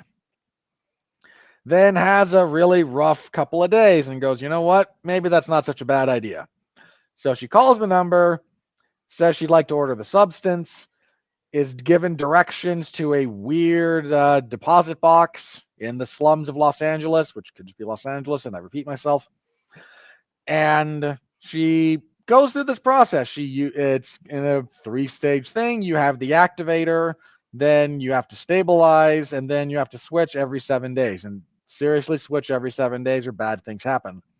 And please remember that this other person is in fact you. You're all the same. They're made from you. They're you. There is no difference. And if you forget this, bad things will happen. So she forgets this pretty quickly. Otherwise, there's no movie. But she takes the activation injection, and out of her back splits open, and out pops Margot Qualley. Or Maggie Qualley, excuse me, not Margot. And Margaret. It's Margaret, but I don't want to be here forever. Okay. I could have. What was it that we should watch where she was listed as Maggie? I don't know. Once Upon a Time in Hollywood, because she's the weird cult member of the. Oh, that's right. Yeah. She's the Manson family member with the hairy armpits and shows off her feet as much as Margot Robbie does, because Tarantino. Don't ask me. By his own admission. Just want you to keep going. So she goes to an audition to try and become the next Elizabeth Sparkle because she is, in fact, Mr. Sparkle. Jesus Christ. Last one, I swear. She announces herself as Sue. She is an instant success, and her show is a big hit. It's basically exactly what Elizabeth was doing, but with a lot of younger tasteful body. shots of her just barely covered vagina. I'm gonna say, Mark, you once talked about The male gaze. hang on, you specifically brought up the tracking butt shot in the first Texas Chainsaw Massacre. Yeah. Now, bear in mind, if you're watching the woman's butt in that scene, you're looking at the wrong thing, which is half the point of the scene. What I talked about was, what's the actress's name in the remake of the Texas Chainsaw Massacre? Jessica Biel. Yeah. If we're talking about the same thing, the TikTok and the thing that I went off on was the tracking shot of Jessica Biel's frigid nipples. Okay, yeah, no, that is indefensible. That whole movie is not very good. But you brought it up in reference to the original Texas Chainsaw Massacre that has that famous tracking shot. Gotcha. Okay. Which is actually relevant to the theming of what's going on there in the visual language of that film. It's not just, hey, look at this girl's butt. Right. There's a little bit too much look at this girl's butt in this one. In this little bit. I'm gonna defend it, but keep going. For the record, I understand the artistic goal. When I say there's a little bit too much, I literally mean a little bit too much, not. Okay. Anyway, that's a minor thing we can quibble about. So she shifts back, and Elizabeth is now depressed because this younger version of herself that she starts thinking of as different than herself is being successful, and all she can do is putter around the house eating junk food in front of the TV and slowly turn into a crazy cat lady. Not even joking about that. In a minute, we'll get to it. The next time they switch, Sue is having a good time for 7 days, engaged in some amateur contract work, and strips the screws. All the hell. Sorry, I watched that and winced. As a guy who's built a couple of walls in his day, watching her do some of that, I went, oh, sweetie, no. That is not how that goes. But the movie will make up the difference for you. So she builds a closet, basically, where they can stash each other's bodies because they were just leaving them on the floor in the bathroom. Interesting choice, but I don't want to keep interrupting you. Anyway. But Sue decides to bring home some company that on her 7th day. And I won't, because one of the things you have to do if you're the, what do they call it? The other you have to stabilize. You withdraw spinal fluid, basically, from the Matrix, the original, and then you inject it into yourself, and that stabilizes you for 24 hours, give or take. And she decides, I want an extra day because I want to have sex. So she removes an extra bit of spinal fluid, injects herself, has herself a grand old time, and then switches. After switching, Demi Moore realizes that part of her body has now begun to age horribly. Desiccated. It's her right finger. Yeah, looks like the old hag from Snow White. Yeah. After she does the transformation, after the evil queen does the transformation, she looks like that. Little bit. So she calls the helpline and goes, can I fix this? And they tell her, no, what's been taken can't be taken. Respect the balance and you'll be fine. And she, yeah. So she continues to spiral a little bit. She runs into someone else who's using the substance, the old version of him, who goes, boy, it's rough out here for us old folks. She tries to kind of take up. So then they swap again, and this time Sue winds up taking a little bit more, another day or so. And this time when Demi Moore gets up, her hair started to turn gray. One of her, half of her face a little bit is kind of messed up. And one of her legs is horribly arthritic. And so she putts around as now like a legitimate crazy cat lady. tries to engage in some French cooking, and it's just not quite working. Makes a mess of the place. So when they switch again and Sue sees the mess, she decides no more of this. And locks away locks away Demi Moore. Goes about her life. Her show is a big hit. She gets moved to a daytime thing. She is invited to host their New Year's Eve celebration, which is a big deal. But this all takes 3 months. And here's the thing: on January 30th, excuse me, on December 31st, she is getting ready to go do her thing, but she can't get any more fluid out of what's left of Elizabeth. And she calls the helpline and goes, "I need more stabilizer fluid. There's no more left." And they go, "Well, then you've reached the end of the road. Bye-bye." She goes, wait, what? They go, "Well, look, you can switch. Because if the other person has to live naturally and the fluid replenishes itself over the 7 days, and then you get the 7 days you need, and there should be balance, you dumb whore." He doesn't actually say that, but it's implied. That's funny. It's heavily implied there in his tone. Mm-hmm. So, deciding she doesn't want to die just yet, Sue switches. And what has become of poor Elizabeth is a hunchback, is Quasimodo here with very saggy old woman parts. She is a misshapen, hunched monster. And she says, she looks at herself and goes, "I don't know how long I've been out. I want to quit." She calls the place and goes, "You sure you want to terminate?" "Yes." "Okay. It'll be at your box."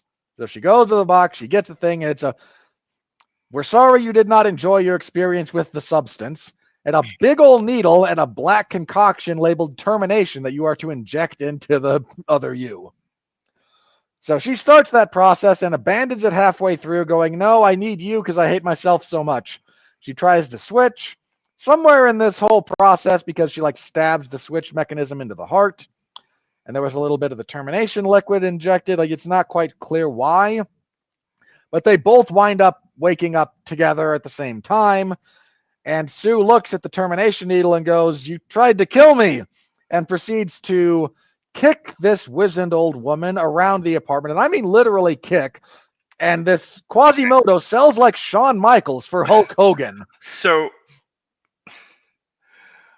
there's a lot about this movie. I'm stopping you here. I'm not going into my craft review or anything. But I really want to address that because something really funny happened while I was watching it. Because my son started to watch this towards the end, and he was watching that scene. And we're looking, and up to this point, a lot of what Demi Moore, she's cracking over here and problems over there, and she can barely move. And she's become an old, or as you put it, arthritic woman. And when She you're looks like brittle, I was looking for the word brittle. She looks a little bit like I forget the actor's name, but the guy who gets drenched in toxic waste in the end of RoboCop. Okay, so she's this fragile, brittle woman, and Sue, this is Sparta, kicks her across the fucking room, and she hits the wall. And you said he sounds like Shawn Michaels, also kicked up like Shawn Michaels. And my if there's a scene in this movie that draws inspiration from Malignant, it is this scene. And my son and I are watching this, and he was like, "Was the movie like this the whole time?" I'm like, no, it was actually quasi, for this fantasy, this body horror fantasy, was at least somewhat grounded in some degree of reality. Until now, this is ridiculous. This woman who has this many problems, who is this fragile and this brittle, should have exploded on that wall like Gallagher's watermelon. And she's able to get back in the fight until Sue just overwhelms her. And my son, God bless him, sweet innocent boy, Sue proceeds to kick the living fuck out of Demi Moore, out of Elizabeth. And this is where it starts to turn into a Sam Raimi movie, and she is just covered in blood from kicking this woman. And my son goes, "This seems excessive." Not entirely wrong. If I have a major gripe with this movie, it clocks in at 2 hours and 20 minutes. Yeah. you could have shaved at least 5 to 10. There's 20 minutes you could have cut out of this movie. Again, I say you could have. When I say 5 to 10, easy 5 to 10. Yeah. I think you could get to 20, but my 5 to 10, I think I can do off the top of my head. Like, here's where I'd cut, here's where I'd cut, here's where I'd cut, here's where, like, that other 5 to 10, like, that's where it gets really nuanced. So anyway, Sue kills her host, realizes this is a bad idea. This is now lit, and she starts like falling apart. She goes to the thing, but she doesn't have any spinal fluid. She has no stabilizer fluid. Her teeth start falling out.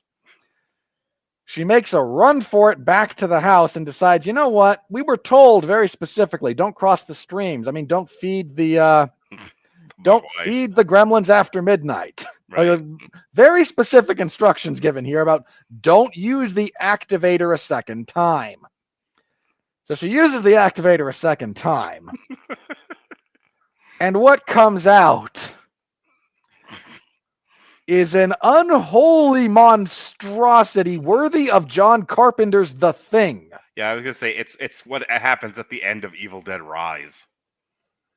Yeah, there's this amalgamation. The monster is actually listed, Monstro Elizasu. And this horrible thing with Quasimodo Clayface melting up here and Demi Moore's perfect face on that shoulder blade back there just meanders to the show because there's nothing else for this woman other than the show. And this goes horribly wrong because she's a freak. This is a monster. Well, hang on. The best part of that, though, is that this thing starts to have delusions. Oh, more than a few. Yes. And so there's a bit where, and my son, look, up to that point, like I said, he had just watched like the fight and everything, and he was kind of doing a lot of the one of those. And then it gets to this part as this unholy monstrosity in Cinderella's ball gown fucking shows up to the studio, and we kind of both joked with each other about, wouldn't it be funny if she gets there, and because we're in such a fucked up world and such a fucked up place, everyone's just like, you're so beautiful, you're amazing, and like everyone no-sells the fact that she's a monster. And then so she shows up, and everyone's in the hallway, and no-sells that she's a monster, and my son and I fell on the floor laughing. We just told you there is humor to be found in this thing. Oh yeah, we were hooting and hollering and like spitting, and it was like, oh my god! And then it's a hallucination, is what it is. Yeah, then you realize, oh no, this poor thing's brain doesn't work. Yeah. So staggers onto the stage. There's the whole audience. There's all the shareholders for the network. There's Dennis Quaid, the slime bell. And she starts doing the show, and it goes very badly, and then she gets like cut and hang on. The best part of this is she's wearing a cutout of Demi Moore's face, not her actual face, like from a magazine picture. Yeah, literally like staples it to her forehead. Like Deadpool with the Hugh Jackman in the first Deadpool movie. Right. And then gets like shot. I forget exactly how the injury occurs. Mm-hmm. Something gets cut, and Sam Raimi's bloody fire hose just. My son's reaction. There's a little girl in the audience, and for whatever covered in blood, and for whatever reason, topless dancers. And to where well, we were like, what are we watching here? And so he says to me, he's like, why is the like he didn't care about anything else. He was like, why is this little girl at the show? She shouldn't be there. This isn't appropriate. You know what? Good for him for recognizing that. But yeah. Here's why she's there. It's Hollywood. That poor child's probably being trafficked. Anyway. You're gonna get us kicked off. Dude, I threatened to do our last movie review, our last Damn You Hollywood with a noose around my neck. But it's still okay versus what you just said. Given our current climate. In other reviews, you've yelled at me about stuff like that. Okay. I'm not trying to make light of that real world thing, which is horrific. No, I know you're not. It doesn't matter. My point is, yes. Come on. You can't tell me that this movie wouldn't have done that. Fair. My point is that there's a little girl in the audience, and that's the thing my son keyed into. Anyway, this entire audience is fucking Sam Raimi. Oh, yeah. Brandy from Ash vs. Evil Dead caked in blood. Just gallons of it. Yeah. And then the monster like staggers out to the street, wanders away, trips, falls over, and splits open on like just as you said, like Gallagher's watermelon. Then the face of Demi Moore that's on her back has apparently a little bit of control over the surrounding muscular tissue, pulls itself free from this grotesque pile of offal. That's spelled OFFAL, not AWFUL. I know what I'm doing here. Slowly, forcefully pulls itself along the ground until it gets to the Hollywood star on the Walk of Fame for Elizabeth Sparkle. Looks up into the sky, sees the glittering stars, which you can't actually see in Los Angeles because of light pollution and real pollution. Has a moment of clarity and peace with being a star again, dies, dissolves into a pile of goo, which is then cleaned up by the street cleaners. Finn. I fucking love this movie. This is my movie. What it talks about, if you haven't already picked up the oh so subtle message, it's as subtle again as Gallagher's fucking Sledge-O-Matic. Well, you know you're old when you make not one but two Gallagher references in the same podcast. What we're all looking for here is the robotic Richard Simmons. Like that's really what they're doing with these shows.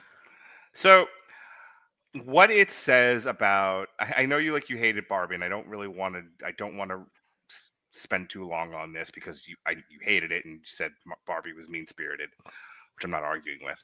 But America Ferrera's speech about what we do to women, society-wise, what the expectations are of women, how women are asked to navigate what seem to be contradictory and impossible standards, requests, asks, etc., and how it's driving the vast majority of women crazy to one degree or another. It's driving them to maintain the emotional maturity of a 10-year-old, as you so eloquently put it the other day when we talked about Wicked. Or less. Reject modernity. It's not good for anybody. So it's that kind of a thing that they're talking about here in The Substance. But they're focusing strictly on, because America Ferrera kind of just took a machine gun and sprayed everywhere in her speech in Barbie. This one says, well, let's just pick a target. The unhealthy, impossible beauty standards and disregard of an entire gender past a certain age. You know, women are told essentially you are worthless unless you're pretty. And even if you're still pretty, you're worthless past 50. And you still got to live in this world and you still got to live with yourself. And so how do you reconcile that? How do you maintain your level of self-worth when that's all society keeps telling you, keeps feeding you, keeps expecting of you? It's no wonder so many of them fucking lose their minds and, make interesting decisions. I appreciate the euphemistic use of interesting there. I'm trying to be better. I'm not in a bad headspace anymore. I now have to be a better person. Well, I'm just saying you can say they make bad decisions because that. And hang on, I don't want to be particularly judgy. Well, I'm saying this movie is about a female character. A lot of what it says about how people are treated, especially in the entertainment industry, that's sort of gender neutral. Mm-hmm. And a lot of actors and male talent make really bad decisions too. Let's not pretend otherwise. So before we go off on a tangent, but that's all good points. That's the thing I liked about this movie. I like the fact that it's editorially speaking towards what we do to women in this society. I like, much like I said about X, like what it says about age. The ageism in this country at the very least. So I liked all those things. So I liked what the movie was talking about. I liked the way that it was treated. There's a scene in the movie, and for me, it's sort of like the emotional zenith of it, because a lot of this movie is just dealing with the body horror, and the antagonism between young Elizabeth and Sue. Can I Um, take a guess at what your answer is going to be, just out of curiosity? sure, When she gets dressed up to go out on that date, nailed it.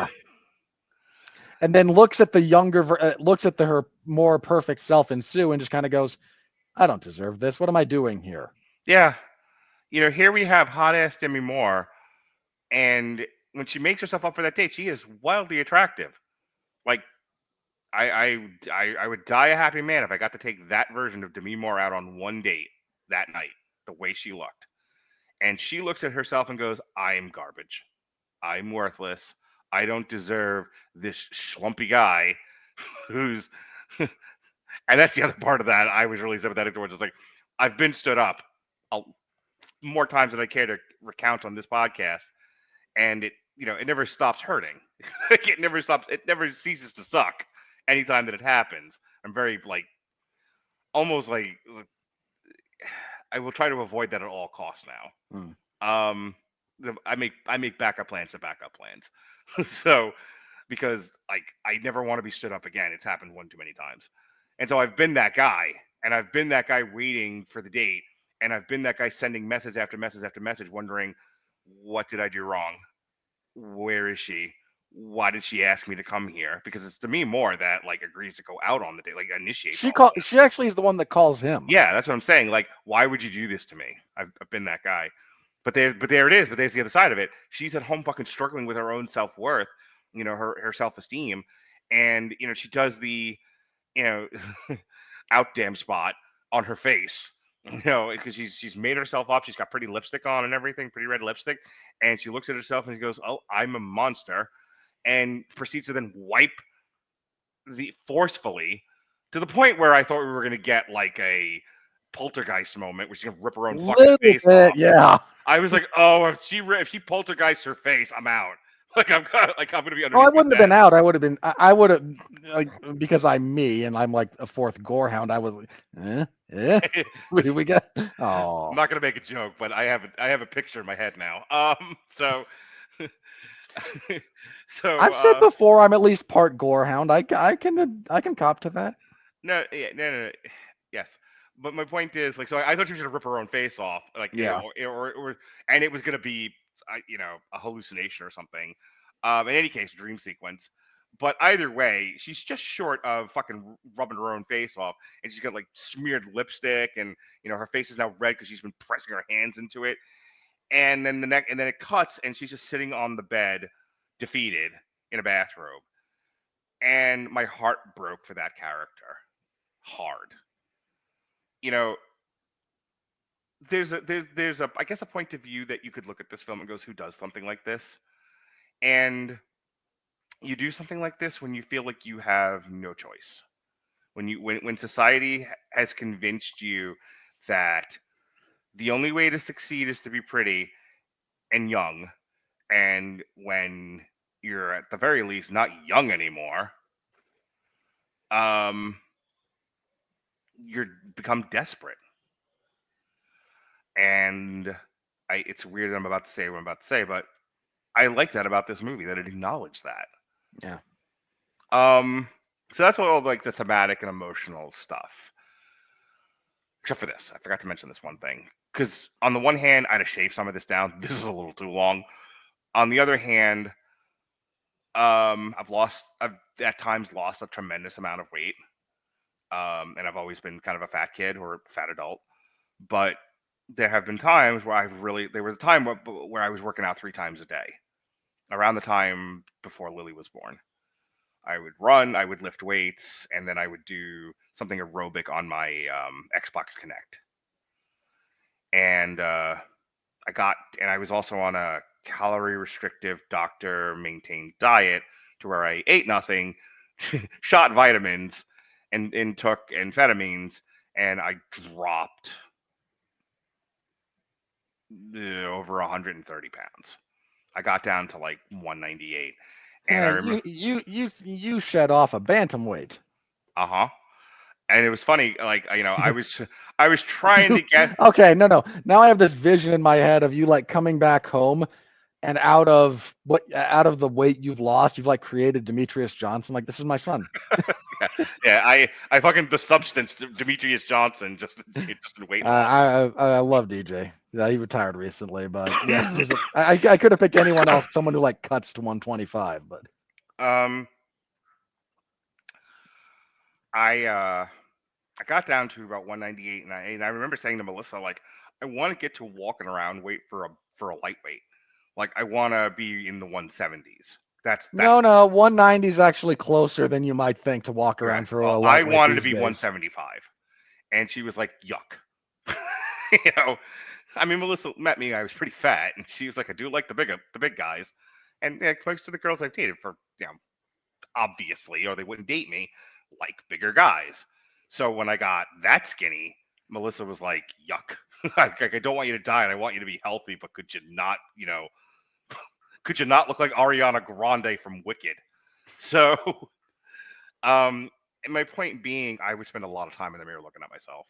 Not because I'm like a particularly vain guy, but I look good, I look thin, and I don't always look like that. In fact, the vast majority of my life, I didn't look like that.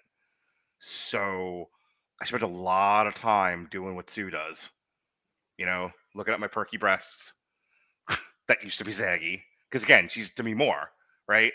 Yeah. And she's carrying those memories to a degree, I would assume. So Demi Moore in the previous scene, also naked, looking at herself at 50, going, this is why I said what I said at the top of the review. I'm looking at Demi Moore, and I'm like, I don't want to objectify this woman or piss Robert off, but god damn it, she's hot. Like, I was having a moment, and in that character's mind, and I guess that's the point, she's like, I'm an old mess, and I'm I know young women who don't look as hot as you do in a similar body shape. Yeah, but all she can see is the flaws. All she can see is the slight tummy and the moles and the butt that isn't as high as it used to be and all that stuff. So there's a lot of long, some might call it an example of the male gaze, but I don't think that's what they were going for there. I really do think when you're struggling with body image issues, when you're struggling with self-esteem issues related to your body, you're going to spend a lot of time in that mirror asking who's the fairest of them all and looking at yourself and going, I hate everything about who I am. And for some reason, the mirror goes Rachel Zegler, and you okay, this is a broken mirror. Yeah, the mirror needs to go back to the manufacturer. So again, and then when Sue does it, day here, Mr. Mirror, like, come on. And then when Sue does it, and you're just like, I'm hot. My butt's where it should be. My boobs are where they should be. Look at my flat stomach. I am the picture of God's perfection. Again, I don't begrudge them their long glances in the mirror as long as it takes in the movie. And this is a film thing. It kind of kills the movie dead. Like, because it goes on a little too long. Yeah, when I said before that there's very good reasons for why they do a lot of the lingering shots that they do. When I said I think it goes a little too long, I only mean a little. There's a few sequences where it's just a little bit too long. But unfortunately, this is these kinds of shots are one of those spices that just a little too much overpowers a lot of the rest of the dish, if we're talking, culinarily. Well, it's so funny. You got to be real careful with that. And they were just a little heavy-handed with it. Well, it's funny you mentioned the shots, because that's the other thing I really wanted to talk about was the stylized editing and shot selection. Bit, as another personal thing, there's a few too many scenes that do the fisheye lens thing for my taste. I was going to talk about the extreme close-ups. Dennis Quaid grossly eating shrimp, for example. Yeah, that's the thing. And, like, I understand the style choice of doing the extreme close-up of him eating, because the movie is singing to you, you're in for a gross ride, lots of luck. And so, it's a, I don't want to use the word grooming because of what it implies, but that's what the movie is doing. Hang on, it's not it's what it's what have I heard this? It's signposting. Okay. One of the things you do when you tell a story, you have to have appropriate sign. I've heard it described this way by by people who teach writing. Mm-hmm. The analogy he uses is signposting. You have to signpost along the way so the audience can follow you. Right. And you want to make sure your signposts don't lie, because this is like metatextual, right? So if one of the things you want to do is make sure everyone knows you're going to be in for kind of a gross movie, you don't go to the extreme early, but you do signpost, you signal, hey, by the way, here's what we're doing here, Right.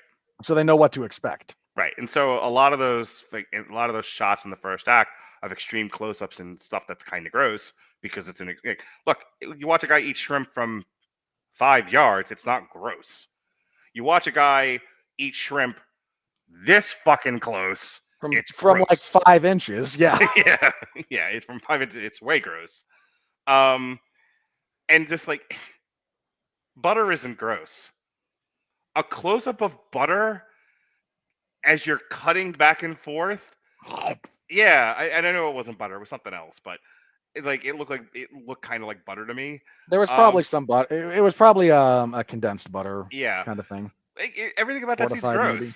and it's Yeah. and again, like I love shrimp, you know. And suddenly you can't look at them quite the same way anymore. He isn't doing anything wrong. It isn't like he isn't like he took the bowl and went blah, blah, blah, No, he's just eating. nothing. Yeah, he is not eating shrimp in a gross manner, the way you would look at someone. This isn't like he sat down and picked up the bowl of soup and just drank out of the bowl or put his face in a trough to try and eat mashed potatoes. Yeah, This is how you eat shrimp. right. But you fisheye lens. You go back and forth to be fisheye and straight. You do extreme cuts, close-ups, and you keep then cutting to Demi Moore, who's Slightly dissociated from the moment. yeah, because this is the scene where I think she's being told she's being fired. Pretty much, yeah. So that's what all makes that gross, and I got it, and I thought it was great, and I was like, oh, this is one of those film things that I don't get to see very much of, stylized film choices. Who fucking knew? It's just by way of comparison, so much of like the modern major blockbusters don't do anything stylized. I mentioned it before. Everything is so goddamn safe, and everything, and because we're spending so much fucking money on CGI, we don't take the time or put the effort into the kinds of things this movie does. There's some wonderful makeup work that goes on here. There's some wonderful practical done on a big budget. Like every one of those body transformations is just a CGI monster and nobody cares. Like the fact that it's a prosthetic that they put on somebody who then it has weight and feel in the world that they interact with. It is a very, very good work by everyone involved in the makeup department and a very good choice by the director to do it that way. So I'm gonna leave it there because I think I've said plenty. I don't know how many more times I can say I like this movie. At this point, I'd just be kind of reacting individually to scenes, and I don't think I think the story choices of the young person being fed up with the older person not making the most of their time tracks, the older person feeling like you are making poor choices, moral, etc. tracks, them kind of fighting over space in the world. I'm better at this, I deserve to exist. No, I'm better at this, I deserve to exist. And then ultimately killing each other tracks. Yep. I just think this movie is. We could sit here for another hour, and I could quibble and point out, some some issues I have with the film craft, but I don't want to. I want to tell you how great this movie is, and despite its flaws, it's definitely worth a watch. This is a movie. The only reason I wouldn't recommend it to people is if they really don't like body horror. They don't like horror. Like I have a few people who they can't stand the horror genre at all. They won't watch anything. Yeah. And this movie is gross. I loved it. I loved it, and I don't care that it's gross. I mean, I got through Evil Dead Rise. I can get through anything now. Wonderful. It took 10 years, but y'all fucking beat the pansy out of me. But have you watched the Evil Dead remake, by the way? Because that's the acid test, believe it or not. Okay, well, I'll have to do it just to prove my point. Okay. Because I don't take no mess. I'm not trying to bully you into it. I'm just saying, like, Evil Dead Rise has a few bits. The Evil Dead remake that they did, that one has some really messed up stuff. Okay, fair enough. My point is, I just love the shit out of this movie, and I will recommend it to anybody that has a slight interest in horror or tolerance for horror. It's really worth it. Right now, it's in my top three, and I was telling Robert before the show tonight. I can't decide if my number one favorite movie of the year is this or The Wild Robot. It's neck and neck right now. That's fair. So I'll just be real brief. Then let me provide another way to view this movie for my take. There's a big cautionary tale in here about buying into your own superficiality. This is our main character, again, Elizabeth, is unable to find value in herself or anything else around her because all she has done with her life is try to be on screen. And again, that means that when that falls apart, she has nothing left. So she sells her soul and her life to try and recapture that in any way, shape, form, or fashion, to her detriment and inevitable downfall. So just as an aside, everybody, build a life worth living. Find things beyond your profession. This is a woman that has no one else around her even to try and make her life meaningful. Set design is an interesting thing. Yeah. Talk about her apartment, because I talked a lot, and I don't want you to talk. Okay. But I think we're on the same page here, because I said that, and you were like instantly knew what I was talking about. Yeah, her place of residence is a lot of empty space, a big picture of herself on one wall, and a giant glass wall. One wall of her apartment is just like a big window that stares at a billboard initially of herself. Her kitchen is very small and narrow. Her bathroom is larger. Like again, what does set design say about a character? This is a character that fixates on herself and her presentation and not a whole lot else. And there's not a whole lot else to her. There's a lot of visual motifs in this movie that are pulled from The Shining. The bathroom that she goes into at the beginning is very reminiscent of the bathroom in The Shining. The long hallways and the patterning on the carpet in that studio that she works at very clearly pulls from some of the stuff in the Overlook Hotel. So again, visual language of film says a lot about what they're trying to convey here. I think the other thing I want to say, again, Demi Moore's acting here is very, very good. Some of the best work she's ever done. And Dennis Quaid, good grief, man, because I know he's a good guy. Like I've seen enough of who he is as a person. I'm not saying he's the best human being in the world or anything, but that's a solid stand-up guy who's done really good work across a lot of different genres in Hollywood for a long time.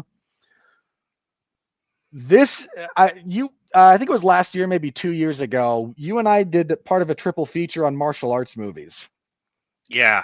And we did one of them that was, I forget the title of the movie, so forgive me, but it's about jiu-jitsu. It stars Sean Patrick Flannery. And in it, Dennis Quaid plays the rough analog in that world to UFC president Dana White. And I said after that movie, I think this was Dennis Quaid's backdoor audition to play Vince McMahon. Then I watched this and went, no, this. Yeah. I mean this in all sincerity. If there's anybody out there who's looking at doing a Vince McMahon biopic, one, you should. I mean that. Two, hire Dennis Quaid to play Vince McMahon. He's perfect. Yeah, he is. Keep going just 1 second. So I think there's anything else I wanted to mention here. The sound design, Mark mentioned it a little bit earlier, but I do think it deserves special consideration. There's a lot of very, very visceral sound design that went into this. And it's not one of those things that gets talked about a whole lot, but needs more credit than it gets. It's really good. There's a lot of, especially the sound design there's a lot of intravenous work. There's a lot of injections and needles and stuff of that nature. Getting that to have the right sound, because you don't actually like record someone's skin being stuck with a needle. That's not what you do there. But you do find something that will evoke that feeling in the audience. And there's a lot of that here that is really, really top-notch stuff. If there's something that I wanted that, like, of all the technical elements that I feel in this movie are just adequate rather than stand out, the music is adequate, but the sound design is excellent. So just wanted to get that out there. It's rare that you get sound design of, needles going through skin that feels correct and gets you to do the thing. This movie, in spades. So, yeah. I don't know if this is I don't know that I hold this movie in quite the same high esteem that Mark does. I don't know that it's top 3 for me, but at the moment it is almost certainly top 10 and probably top 5, somewhere in that vicinity. So, While you were talking, I was doing an experiment with ChatGPT, and I said, "What does it say about me that in the last few years my favorite films have been Fresh, Barbie, The Substance, and Poor Things?" And it gave me a kind of a bland answer. That's why I deleted the tab. But I do some bit of self-reflection here. I do think it's interesting that that's what I'm gravitating towards. These movies that speak to the psychology of women and what they go through and the mental load they're challenged with to one degree or another. could be. You are still desperately trying to make sense of your situation, so any insight into the female mind is going to ring. Sorry, I'm being slightly glib there, but I think it's speaking No, I to actually a think you truth. were onto something. I was like, tell me more, therapist. No, you're trying to make sense of your situation and where you found yourself, and not to pull the curtain back too much, but that's a lot of the women in your life affecting things. So trying to get a handle on that is interesting to you and grounding. And Mm-hmm. look, when you and I did our little mini review of Poor Things, you took away from it a very thing about the state of women. I took away from something from it very, very different than you did. My read on it was different. Yeah, it also colored your appreciation of the film because, and we don't have to get into it because I think it's a deeply personal thing with you and Pat. What it says about the treatment of children. Yeah. And it skewed our appreciation of the film, positive and negatively, because of it. It skewed A little bit, yeah. skewed me positively because of what I think what you said about what me trying to make sense of the last couple of years of my life and the people in it.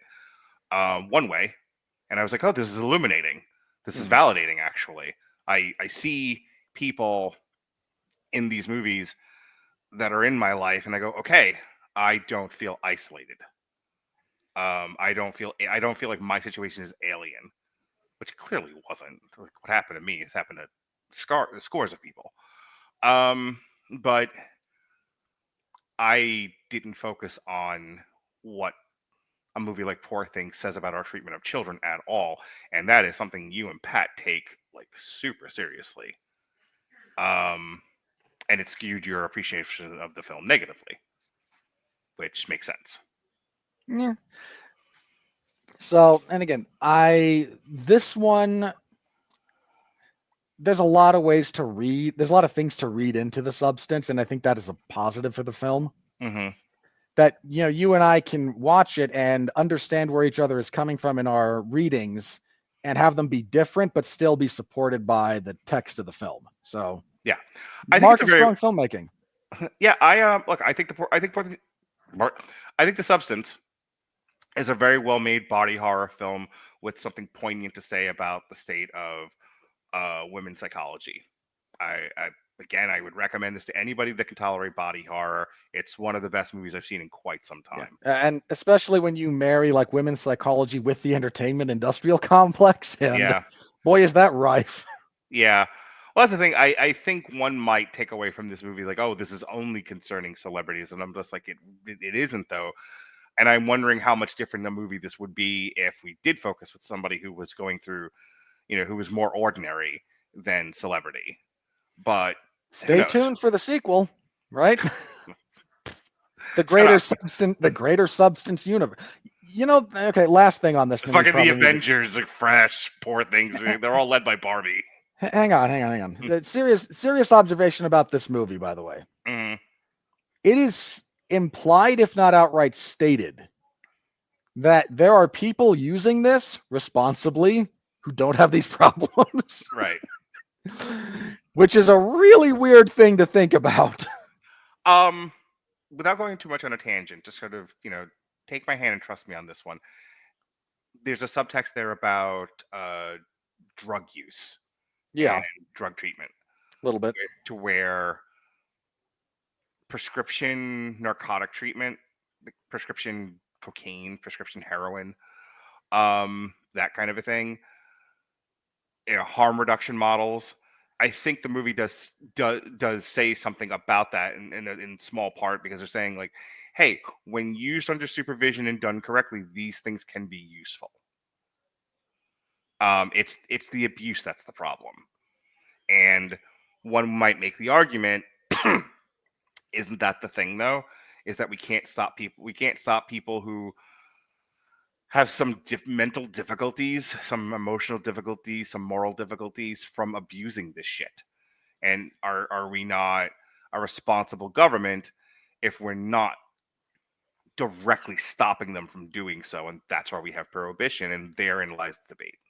Can I just say I deeply appreciate that you're in such a good headspace now that you did not say that, well, yes, you can't trust it with women. The men use it just fine. Thank you. I'll take the compliment. All right, folks. That is our reviews of Strange Darling, Cuckoo, and The Substance. And I have had just a lovely conversation with you tonight. I didn't want to commit a felony once.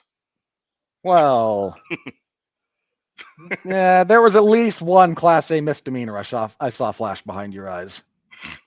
I've been saying that at work a lot lately. Like, are you having a good day? People were a little worried about me for a big stretch of this year, and they're like, Are you doing well? You having a good day?" And I'm like, "Hey, yeah, I didn't want to commit one felony today." Like, oh, thank God. I was also very fond of telling one of my managers, "I'm doing really, really good, and I'm really, liking how things are going. So when I inevitably go off, I'll spare you." That's the way to do it. Keep them on their toes. And it's so funny because not a single person blinks an eye when I say stuff like that. They're like, "We get it. Yep." Like, everyone is just like, keep Mark happy. He's the one that's going to drive a car bomb into this place. There is something to be said for being one of the people around in a group that everyone is aware. If it goes south, it's going to go south for everyone in a bad way, and having them let's make sure, let's just keep you placated enough that the animal stays in the cage. That is very much my daily work life these days, and I'm okay with that. All right. And you work in a cage, so it tracks. Yes, sir. Speaking of Well, cages, to the audience, thank you for sticking with us for this long, or if you're watching after the fact, thank you for tuning in. We appreciate it. So this past Sunday, we did a sessions. We worked on a song about how I referenced The Wire, as I did tonight. It's a little bit. You know what? I've heard that song. It's not bad. It's not bad. It's better than the "Damn You Hollywood Metal" song, which I realized well after the fact that I keep insisting you like something that isn't your preferred genre. I don't dislike metal. I actually do quite enjoy it.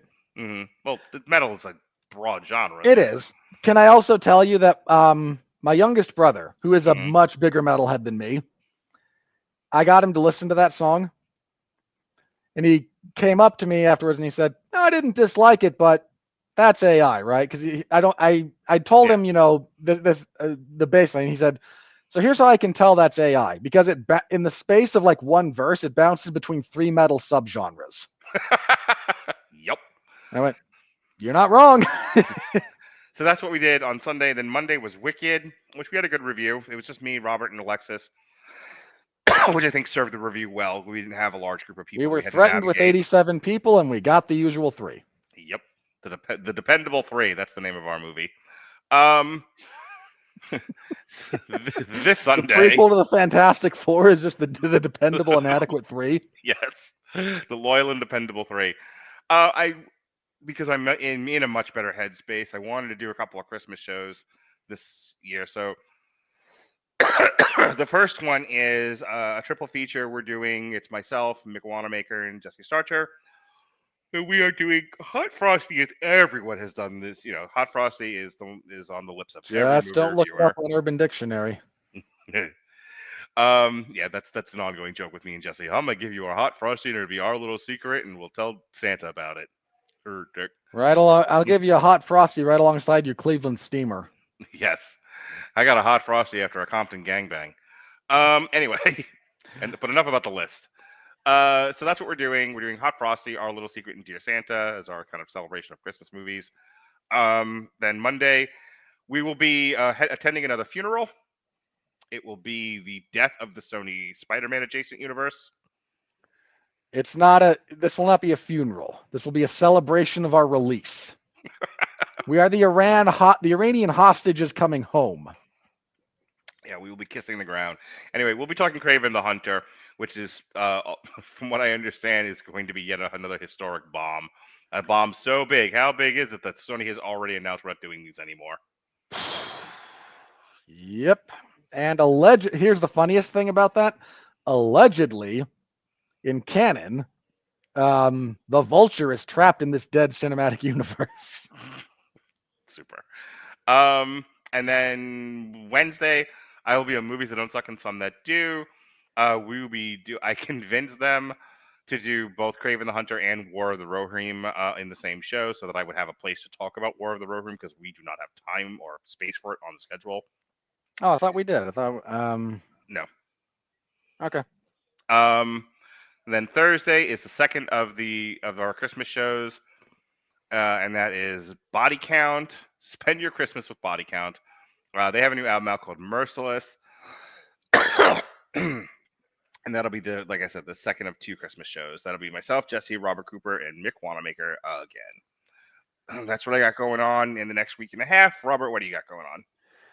Tomorrow, that is to say Friday, I will be covering WWE SmackDown. Saturday will be the last UFC event of 2024. It's UFC on ESPN 63. From Tampa, Mark's neck of the woods, and he will be throwing tomatoes. I'll be covering that. Sundays, I host the 411 Ground and Pound MMA podcast. I record late Sunday evening, so Monday's probably your best bet to listen to it, where I look at the wide, wacky, wonderful world of mixed martial arts. So tune in for that if you're interested. Last week was a review of last UFC pay-per-view of the year, UFC 210, which was, pretty good. I'll give it a passing grade, all things considered. So give that a listen, or you can find my review over in the MMA Zone of 411mania.com. The Wrestling Zone's where all my wrestling stuff resides. And yeah, we'll be talking Kraven the Hunter on Monday. We'll be craving some sweet release of death. All right. For punny guy. It started with a pun, and then the backup wish for death hits you, and you laughed again. So I'll take it. All right. For Robert Winfree, I'm going to try to get more than 4 hours sleep tonight. Be well, be safe, and behave.